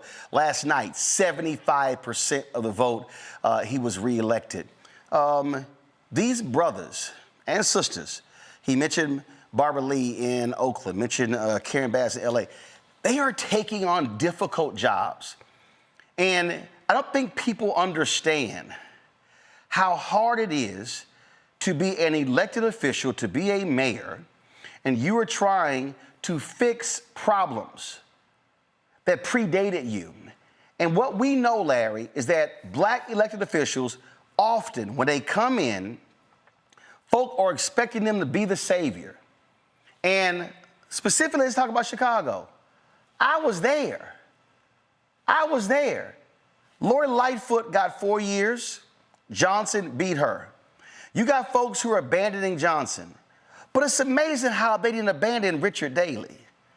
It's amazing how he damn near was the mayor 20-some odd years, and they gave him, he signed one of the worst deals ever, where he gave up the parking meter proceeds for damn near 100 years for a short-term cash infusion to fix a problem, and it's called one of the worst deals in American history. But when it comes to black leadership, we expect them, Larry, to come in as Jesus and to blow breath into these cities that are living Lazarus. But when you have these white leaders, even we give them lots of runway. Yeah, as you said, black folks are expected to make, turn water into wine. And it doesn't work that way. And you talk about Chicago, we certainly talk about Baltimore. These are historically large, underserved cities because they're predominantly black. And we have to talk about that. And you're right, and this is an issue that, black mayors in particular have dealt with for decades, Roland. But even we talk about, now what's happening. These mayors have turned around violent crime in these cities that, once again, historically have been, underserved. And, credit to the mayor. And I know his poll numbers have been challenging, and you highlighted some of the other issues he's dealt with. But one of the things he has to deal with, not only in terms of, the data clearly shows that violent crime, and some of the other issues are down, is this is a battle against misinformation. It's not about what the data says anymore. This is a fight, multi-platform fight to inform the public, some people who live in your jurisdiction, who you serve and voted for you, and those outside, to counter the narrative that black folks in cities like Chicago and Baltimore are violent, and historically that's why crime is committed, is because of black folks, which is racial stereotypes. So, and then on top of that, being a black mayor had we always say we work twice as hard, these high expectations, despite, once you said, the historical underinvestment in black communities. In Baltimore City, we have to note that Baltimore is essentially, when it comes to housing discrimination, essentially it was the epicenter of all these, blockbustering, some of these other historical, racist housing policies started in Baltimore City. So we have to really talk about the historical context. We can also talk about, law enforcement violence against Black community, particularly in Chicago. We know a lot about that, and in Baltimore. But once again, is you asking for miracles, and it's two cities we highlighted, Baltimore and Chicago. We've seen these crime numbers 20, 30, 40%, 50%, and it's amazing to see that. They should be getting, we should offer them kudos, and then we should offer more investment to invest in youth programs. And Zabora, we're asking for miracles in just 2 years for problems that have been entrenched for 20, 30, 40. You heard the mayor say that when it came to opening new mental health areas, first one since Harold Washington, that was almost 40 years ago. We're looking at how they are still cutting mental health, right? They've cut $310 million in this new bill, this proposed bill that's coming. Youth programs are being cut. Food assistance is being cut. So it's like on one end, you're saying you're going to over police and add National Guard and add all of this militarized boundaries in place, but you're taking away all the things that Baltimore has proven works. These trauma programs, these youth job programs, building community trust, and you're not giving them the resources they need to be successful. I watch those clips and I'm like, okay, we know this works, but you're trying to say, hey, let's defund research. So even the facts of what we know work, you're trying to take away all of the money that we need to continue to understand and learn how to improve these situations. We can reduce crime. It's very clear. If you add these programs, if you make sure that disabled individuals are getting what they need, youth are getting what they need, these individuals that could be stimulating this community and having something to do, but we keep decreasing we have a 16% cut in youth programs. So all of those things are things that are really important, and we're just overlooking it, ignoring it, and dumping money into things like cleaning up the homeless, and you spending $1 million a day, but you could easily take care of the homeless if you had programs that did these things and you use that money to fund those type of programs. But what we have in our country, Rebecca, is this, and people, and we just need to go ahead and put it out there. You got people who, I work hard. Look at them lazy bums. Why should we support them? But then over here, oh my God, we will roll out the carpet, offer tax incentives, tax increment financing districts, all sorts of things for billionaire developers. We'll sit here and approve funding for billion-dollar palatial sports stadiums for NFL teams and Major League Baseball and NBA teams, and not bat an eye. And we're talking about multi-billionaires. It goes to show you the psychosis of American voters, elected officials in terms of how people think. But to me, you cannot complain about problems if you're unwilling to fund the things that can fix the problem. Well, Roland, let's actually call it what it is. Public policy in America centers whiteness. White people feel safer when there's more police and when there's more guns on the street from having law enforcement. But we know studies and research and the data shows, quantitative data, not just qualitative data, shows that when there's an increase in police, that's actually not good for Black communities. So at some point, we have to stop going by feelings, especially the feelings of white people in this country, as a pretext for policy, and actually look at the root cause and figure out things that actually help communities across the country. If this country was interested in reducing crime, reducing poverty, making sure that everyone who is unhoused has housing, making sure that we have proper and adequate education in this country, then they would actually be investing into resources. And the greatest resource in this country is its people. But when you see leadership that has a lack of empathy, when you see leadership that centers whiteness, then we're going to keep having these disparate outcomes, and we're going to keep going the direction that we're going in this country. And one thing that we see is when you have a low-informed electorate, you get people like the orange man in the White House. Absolutely. Folks, quick break, and when we come back, man, the madness that's happening in Fulton County. Republicans are demanding, literally threatening Fulton County commissioners. They'll put them in jail if they don't put election deniers on the election board. I'm gonna talk with one commissioner who says, if I gotta go to jail to keep those fools off, it's gonna happen. You're watching Roland Martin Unfiltered on the Black Star Network. Coming soon to the Black Star Network. I have name recognition, but I tour more than any rapper. And it's a lot of overseas stuff. And it's like, I'm going all over I've been to 80 countries in my lifetime. And sometimes I'll do interviews with people and they be like, so what you been doing? Like, what you been doing? You know what I'm saying? Like, I just came back from Belgium and Brazil and South Africa. What you been doing? Right.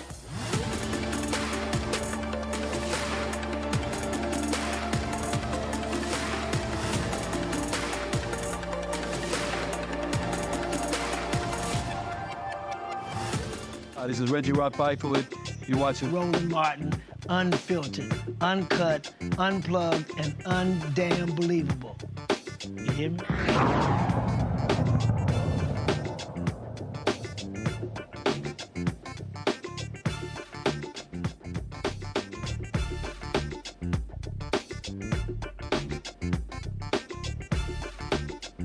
Republicans in Georgia are demanding that two critics of the 2020 election be appointed to the Fulton County Elections Board. My next guest says, oh, hell no. They're threatening the commissioners with putting them in jail if they don't do it. Marvin Arrington Jr. joins us right now on the show. Glad to have you here. So for people who don't know, what the hell is going on in Fulton County and in Georgia? Well, Roland, unfortunately, we're seeing the fall of democracy not only at the federal and state level, but now also at the local level in Fulton County. The Fulton County Elections Board is comprised of 5 members, 2 nominations from the Democratic Party, 2 nominations from the Republican Party, and the chair of the election board is nominated by the Fulton County Board of Commissioners. The Republicans have nominated 2 people who are, not only election deniers, but they're actually obstructionists and have no good intentions towards Fulton County government. And so when the motion was made to appoint them, I actually did a substitute motion to file their nominations in order to prevent the Republican Party from bringing those 2 names back. Now, we're not against voting or supporting or appointing Republican Party members, but what has happened is since 2022, the MAGA Republicans have taken over the Fulton County Republican Party. And so what we're dealing with is the MAGA Republicans who are trying to put their people in place and basically do whatever they can to obstruct the elections coming up. And so, they were, my substitute motion passed 5-2 to prevent these 2 names from coming back. They went to a judge and the judge said that we are compelled to vote for them, that Fulton County shall appoint from their nominations. Now, the way I read that is that the Fulton County Board of Commissioners are the only people that can appoint and that the parties can nominate. Right. I mean, that's the nomination. That's called a suggestion. That's called a recommendation, but not, oh, you are mandated. Matter of fact, that was a, this actually was in the West Wing. There was an episode of the West Wing where Martin Sheen was like, I'm going to consider someone else. And it's like, well, you can't do that because historically this is always what happened. The Republicans appoint this person and Democrats appoint this person and you follow recommendations. He's like, no, I'm not going to do that. And it became a thing. So this idea that you're compelled, I'm sorry, y'all are elected. Yeah, no one can tell me how to vote, right? I vote my conscience. I vote my conscience. So the judge cannot tell me to vote for any person or any issue or any item on the agenda. Just like you can't tell the judge how to rule. Precisely. And so therein lies the rub, right? The judge is saying that Fulton County has to do it. And typically what happens, the parties nominate someone, just like with a presidential nomination, it needs Senate confirmation. The parties typically don't even nominate someone that they know can't get past the confirmation or that will not be appointed. And so here we are having them again trying to push the limits. And so the judge ordered us to appoint them. We appealed that ruling. And typically there is an automatic stay when you appeal. However, for this injunction, there's no automatic stay. So we had to ask the court to stay the enforcement. The court denied that. We asked the Court of Appeals to stay the enforcement, and they denied the staying of the enforcement pending the outcome of the appeal. And so I assume that we will be back. We will likely file another notice of appeal to today's order. Today's order, Roland, is crazy. The judge ruled today that Fulton County will now have to pay $10,000 a day until we appoint these members.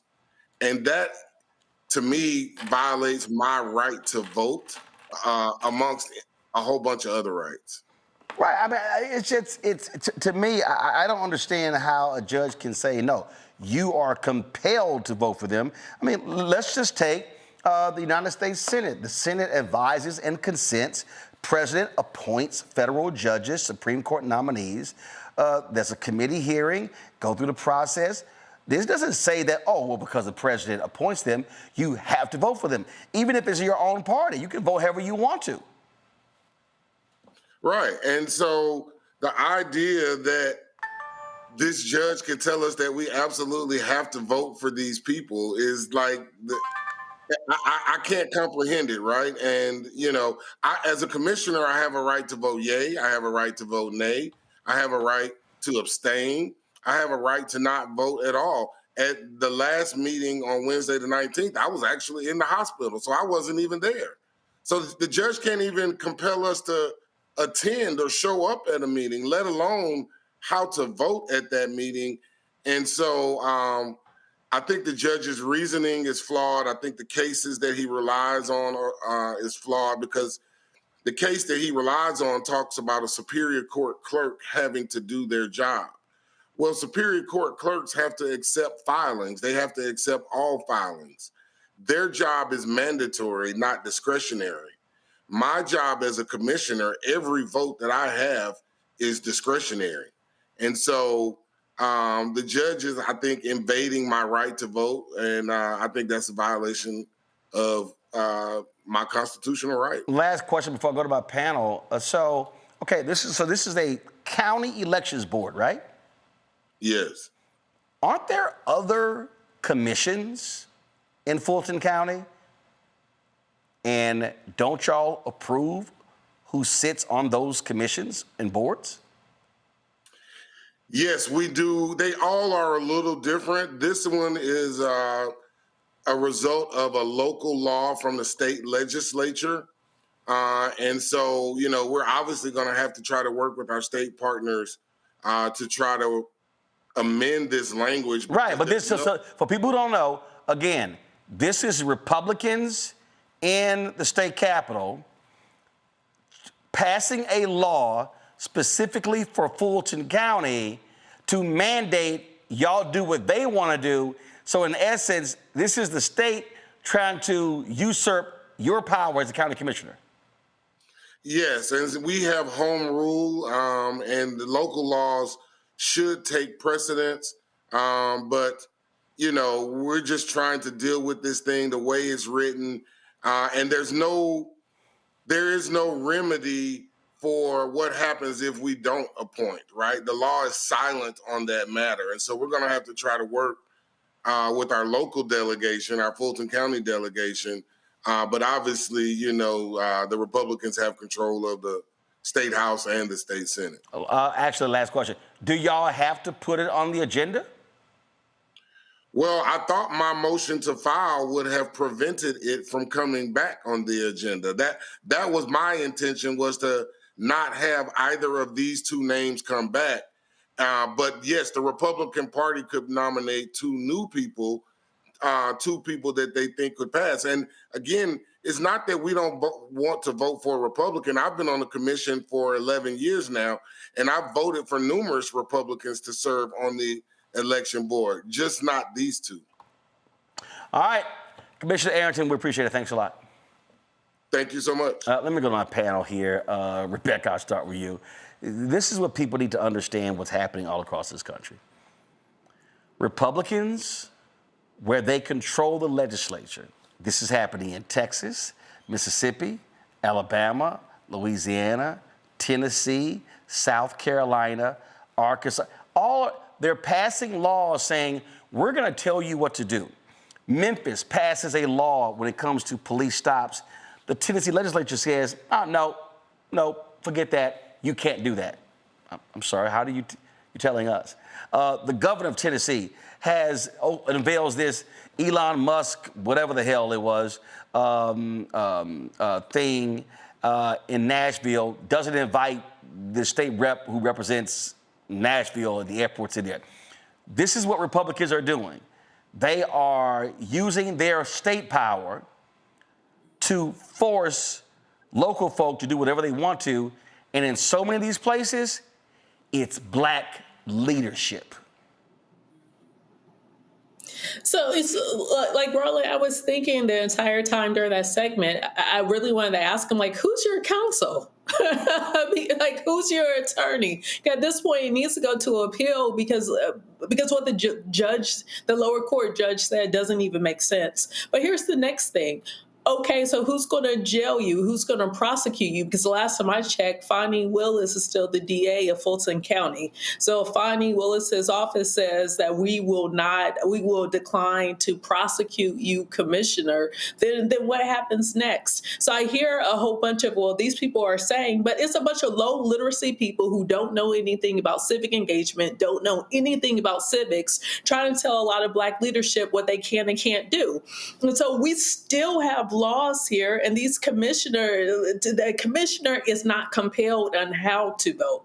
Now, if there's a requirement, hey, you need to show up and you need to vote, that you could argue that whether or not that commissioner actually indeed has to show up and perform their elected duties. But to compel them to vote a certain way, that they can't do that. So I really want to ask, who's your counsel? Who's advising you here? Because just on its face, this is not something that could be done. But the problem here, Larry, is that because it was a state law, so the conflict here is the Republicans in the legislature passed the law to mandate counties do these things. And so this is the county saying, hey, we think your law, frankly, is unconstitutional. This judge is saying, oh, no, that's a state law. You got to follow it. Yeah, and, it's always interesting how when it comes to rules and regulations, it varies, right? So if it's about power control and we're dealing with black folks and you want to put them under your boot, then the laws matter. When in the reverse is a case and it comes to independence and, trying to do things to make sure you, improve, aspects of the community, then it's something that you're not allowed to do. So it's really a contradiction.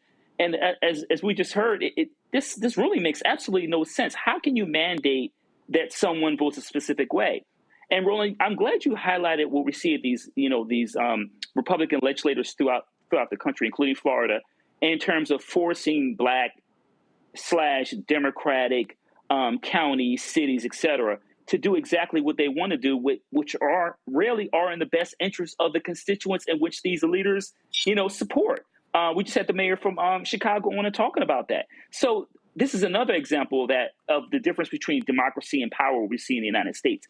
There's no focus on democracy. This is about power and forcing you to do something for individuals to be, placed in this position of power where they can do things. And we already heard a lot about in terms of the kind of backgrounds and interests these individuals has in terms of their right-wing, ideology is make you do things that you don't want to do because you know that it's going to cause short and long-term problems And we know what's happening here in a year or two, in terms of very important elections in Georgia that can really, once again, go in either direction in terms of whether it is, we have maintained a Democratic seat or you lose a Democratic seat. And Roland, that's really what's going on here. And this is why, Zabora, I keep telling people why there has to be a fight for these state rep seats to keep the Republicans from being able to have super majorities. Because if they have a super majority, then they can pass these laws. That's the problem in Tennessee. The city of Nashville literally had a civilian review board. The Tennessee legislature outlawed that, saying, oh, no, you can't do that. Last night, that's why this is important, Iowa Democrats flipped a Republican-held state Senate seat, flipped it by 20 points. What does that now mean? The GOP doesn't have a supermajority in the Iowa Senate. Caitlin Dray beat Republican Christopher Proch in a special election for District 1 in western Iowa's Woodbury County. She won 55% of the vote, but Proch is 44%. This is the district that Trump won by 11%. You're talking about a 20-point flip, but this is why the strategy has to change. Zabor, when I talk to people and they talk about, oh man, we got to take control of the North Carolina this or the Texas, no. The first thing you have to do is you have to pinpoint how many seats do you need to win to first break the supermajority. Then you look at those districts and say, where are the votes? Mobilize and organize to first do that. Then the second wave is after you've broken the supermajority, meaning they have to talk. They need Democrat votes to pass stuff. Then you say, how do we now take control of the House or the Senate? That has to be that's in Texas, same thing. As long as Republicans in Texas, Louisiana, Mississippi, Alabama, Florida, Tennessee, South Carolina, as long as they have North Carolina, and look, they won the one seat, breaking the supermajority there, as long as they have a supermajority, they can do whatever they want. That has to be the strategy first, to break the supermajority of Republicans in these states. Definitely. We see that they're just doing what they want. When we look at in Texas with Nicole Collier, the representative there, they keep changing the rules, making them different, making people sign permission slips or forcing people to vote. You have all these things going on, and this is when we really have to recognize and make sure we understand that this is voter suppression at its finest. This is what they've been doing. They've saw progress. When you see all of the things that happen with Stacey Abrams in Georgia, and now it's been a fight ever since. You see these things where you see progress and movement, but if we don't organize and understand that breaking these supermajorities is our number one priority right now, so that we can have a fighting chance, because they're already doing what they want to do. So if we don't come up with a solution that attacks them right where they're at, and we're doing it strategically, and we're really making sure that we're not allowing these supermajorities to form and to keep forming, and we're not getting people out to vote. It's too many Black people in the South and people of color in the South. If we come together and make sure that we're showing up at the polls, even in midterm elections, even in special elections, we can stop some of these things from happening and from continuing to happen. Rebecca, big win for voting rights in Pennsylvania. A federal appeals court ruled the state cannot discard mail-in ballots merely because the voter wrote the wrong date or failed to write a date on the return envelope. The judges declared that this practice is unconstitutional, as it imposes an unfair burden on voters without effectively preventing fraud. In previous elections, thousands of ballots were rejected due to minor technical errors like these, disproportionately affecting Democrats who are more likely to vote by mail. This is a huge, huge thing here. Now, granted, we know they're going to appeal, Rebecca, but this is one of those ways that Republicans, when they pass these rules, where, oh no, you have to have two signatures. You have to have a signature on the outside and then on the inside. Then you must put the date here. They come up with all these different things because it's all designed to shave thousands of votes. That is the goal here. The goal is not to expand access to the ballot.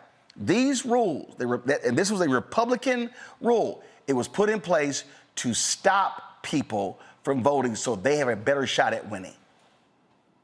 Yeah, so in Pennsylvania is one of the jurisdictions that requires 2 envelopes that you have to use in order to mail your ballot back. The inner envelope is called the secrecy envelope. The outer envelope, you have to sign it, you have to put the date. And what makes Pennsylvania particularly tricky is that it is a commonwealth, meaning that when the Secretary of State says something that deals with voting laws or in the state of Pennsylvania is viewed as an advisory suggestion. It's not binding, but every single county in Pennsylvania gets to determine how they're going to do certain things. So this is such a big deal, and it's a great thing for voters in Pennsylvania because you're literally given the printed envelope, you're given the printed ballot that actually has the actual date.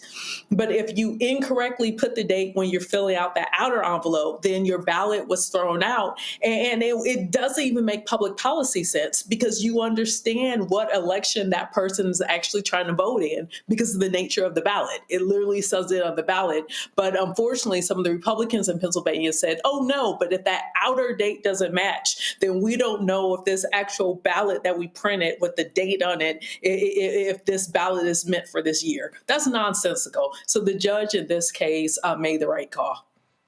Again, this is the stuff that people just don't understand with how the games they play. Former Maui police officers pleaded guilty to violating a man's civil rights. 40-year-old Carlos Freight admitted to repeatedly firing a taser at a man during a January 2024 arrest in Kauai, Hawaii, even though the man was not resisting and posed no threat.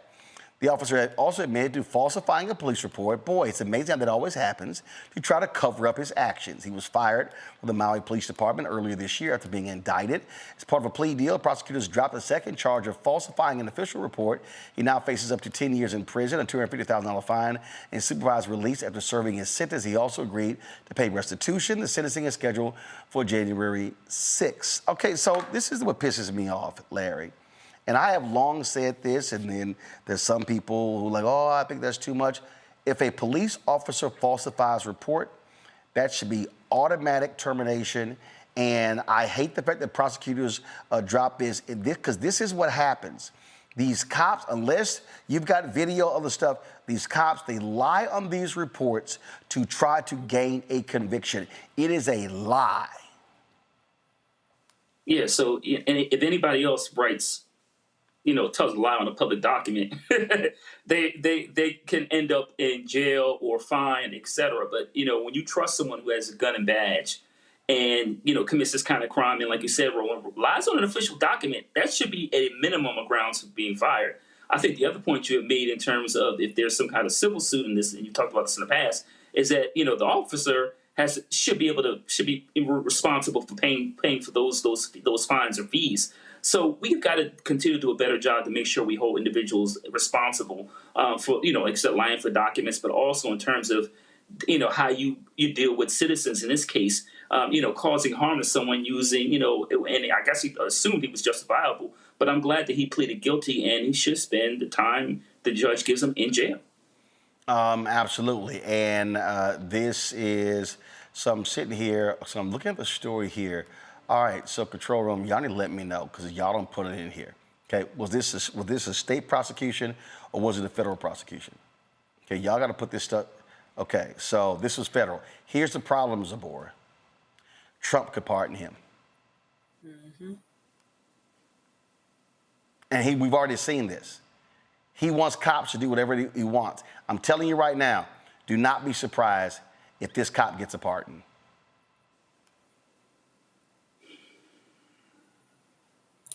That's just definitely so disheartening. We know that these cops need to be held accountable. We are sending them in areas that are high crime and over policing these, creating a place where we're going to have more crime, or there's going to be more cops that are overusing their force. And we have a president that is going to support cops that have admittedly pled guilty, is saying, hey, I did this, I know I'm wrong, and they're not going to be held accountable because we have a president that is okay with cops and okay with himself doing whatever, ignoring policy, ignoring laws, ignoring the Constitution, and ignoring people's civil rights. We're on them in the most disrespectful manner. So I totally agree with you. He's definitely has the chance to be pardoned. We've watched it happen too many times before.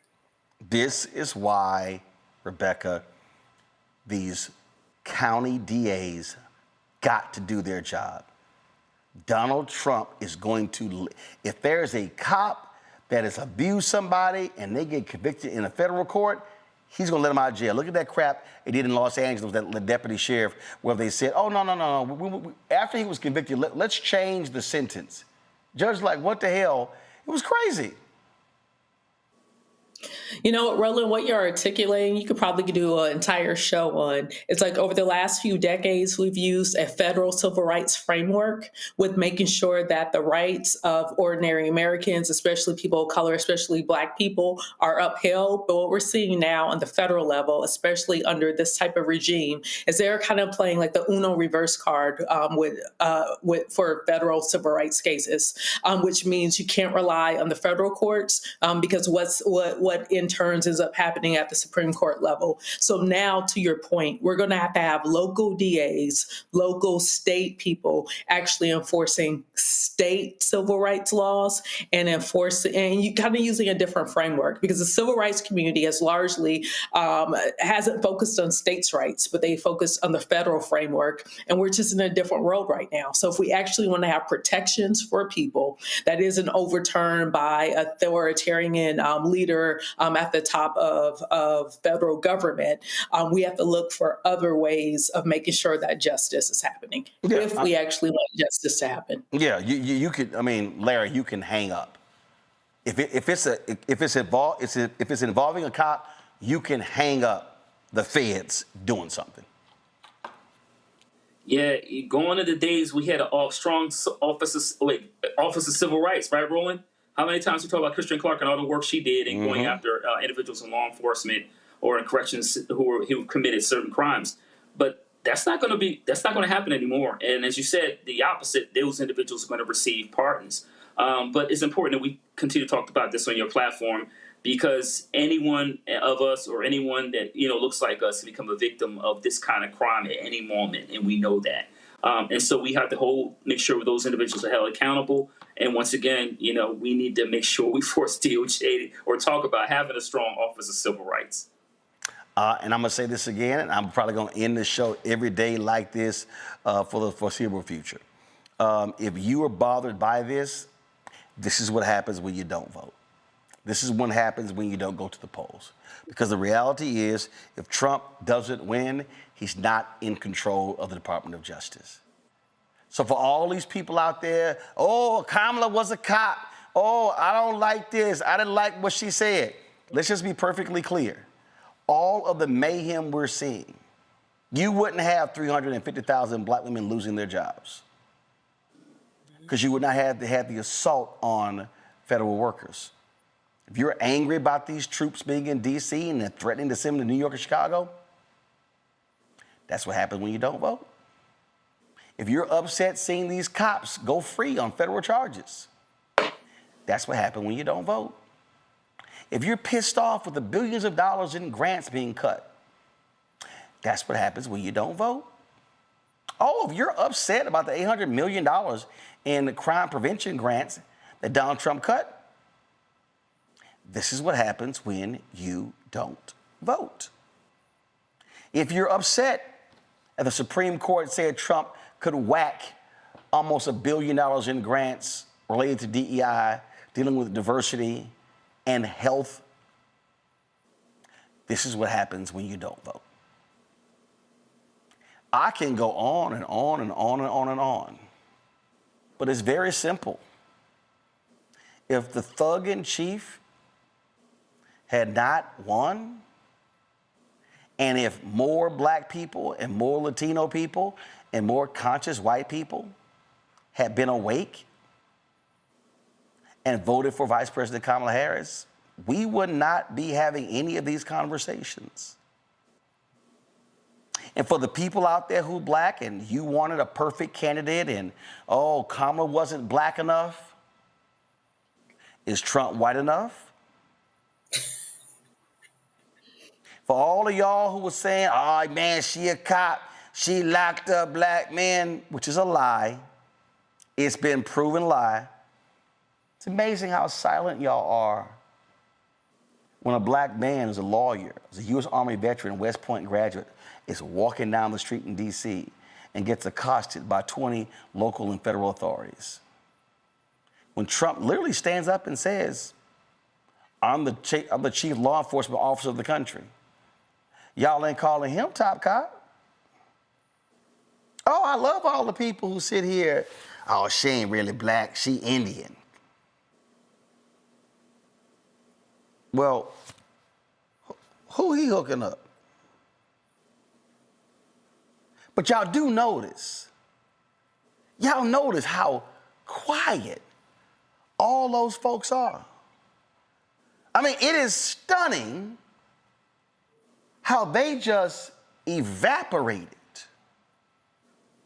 into thin air.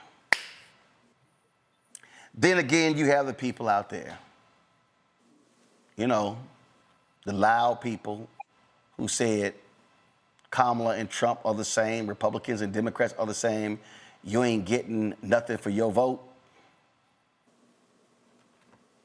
Remember when a certain person said that? Ain't he about to lose his school buildings because he didn't pay a tax bill? Oh, by the way, you know if you don't pay your tax bill, you could try to go to politicians to get relief to help you out. Oh, I'm sorry, that's right. You didn't believe in voting.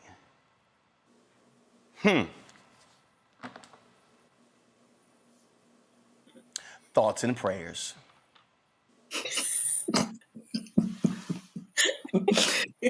Roland, you got to say it 3 times in a row so yes. So he'll understand what you said. You got to say 3 times, yes. Otherwise it don't mean anything. Yes, thoughts and prayers. Thoughts and prayers. Well. Thoughts and prayers. Now it makes it real.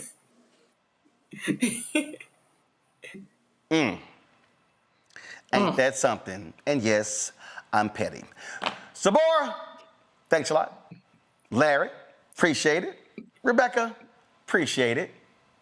And folks, unlike others who don't build schools, if you give to us via Cash App, we've actually built a network. So support Roland Martin Unfiltered on the Black Star Network. You actually have seen the fruits of our labor. You've seen what happens when you invest in this show, because we'll be 7 years old on September 4th.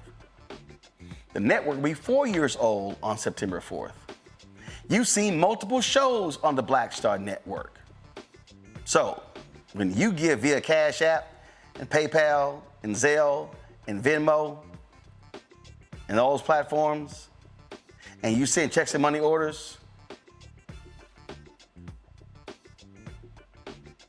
I built it in 7 years. Unlike some people who haven't built anything in 10 years. Folks, Cash App, use the Stripe QR code. You see it right in front of you. Here's the QR code right here. Click the Cash App, first of all, click the Cash App button to contribute. If you want to send a check and money order, make it payable to Roland Martin Unfiltered. P.O. Box 57196, Washington, D.C. 2003, 7-0196. PayPal is R Martin Unfiltered, Venmo RM Unfiltered, Zelle, Roland at RolandSMartin.com, Roland at RolandMartinUnfiltered.com. Download the Black Star Network app. That's right, which y'all helped pay for, and we actually launched. It's amazing what happens when you ask for donations and you actually do what you say you're going to do. iPhone, Android phone, Apple TV, Android TV, Roku, Amazon Fire TV, Xbox One, Samsung Smart TV. Get our Black Star Network Roland Martin Unfiltered swag by going to shopblackstarnetwork.com. We got t-shirts and hoodies, mugs, we got leggings, we got all kind of stuff. Go to shopblackstarnetwork.com or point your phone to the QR code right there. Hey, to my right, all these black-owned products from companies, skincare products. We got toilet paper, man. We got barbecue sauce. We got other sauces. Man, we got desserts. We got popcorn. We got shirts, all kind of stuff. Go to Star Marketplace at shopblackstarnetwork.com. You can see all of these items right here at the marketplace at shopblackstarnetwork.com. Let's support these black-owned businesses. They're doing a great job. And so, again, the resources are all right here. Don't forget, folks, if you want to get the Fanbase app, download Fanbase, get the app. And if you want to invest, go to startengine.com/fanbase for more information. We also have been airing the Fanbase podcast. So you can also go to our YouTube channel, the Black Star Network app. Check that out as well. And remember what I said, if you want to get that shirt, man, people were stopping me in the airport in Atlanta today. I was coming back with the Chris Tucker Golf Tournament, and folks really were like, man, I love that shirt. Here in D.C., in Atlanta, everywhere I go, they love the shirt, and so you can get this here. Don't blame me. I voted for the black woman. And y'all get the shirt. Do me a favor. Post it on social media. Tag me or email it to me, and I'll show it on the air. Those of you who have bought this shirt. So we'd love to show all of you. Y'all, that's it. I hope y'all have a great day. Hey, what we got? What interview's coming up next? Who we got? All right, y'all. Talib Kweli, his interview is coming up next, so don't go anywhere. I'll see y'all tomorrow.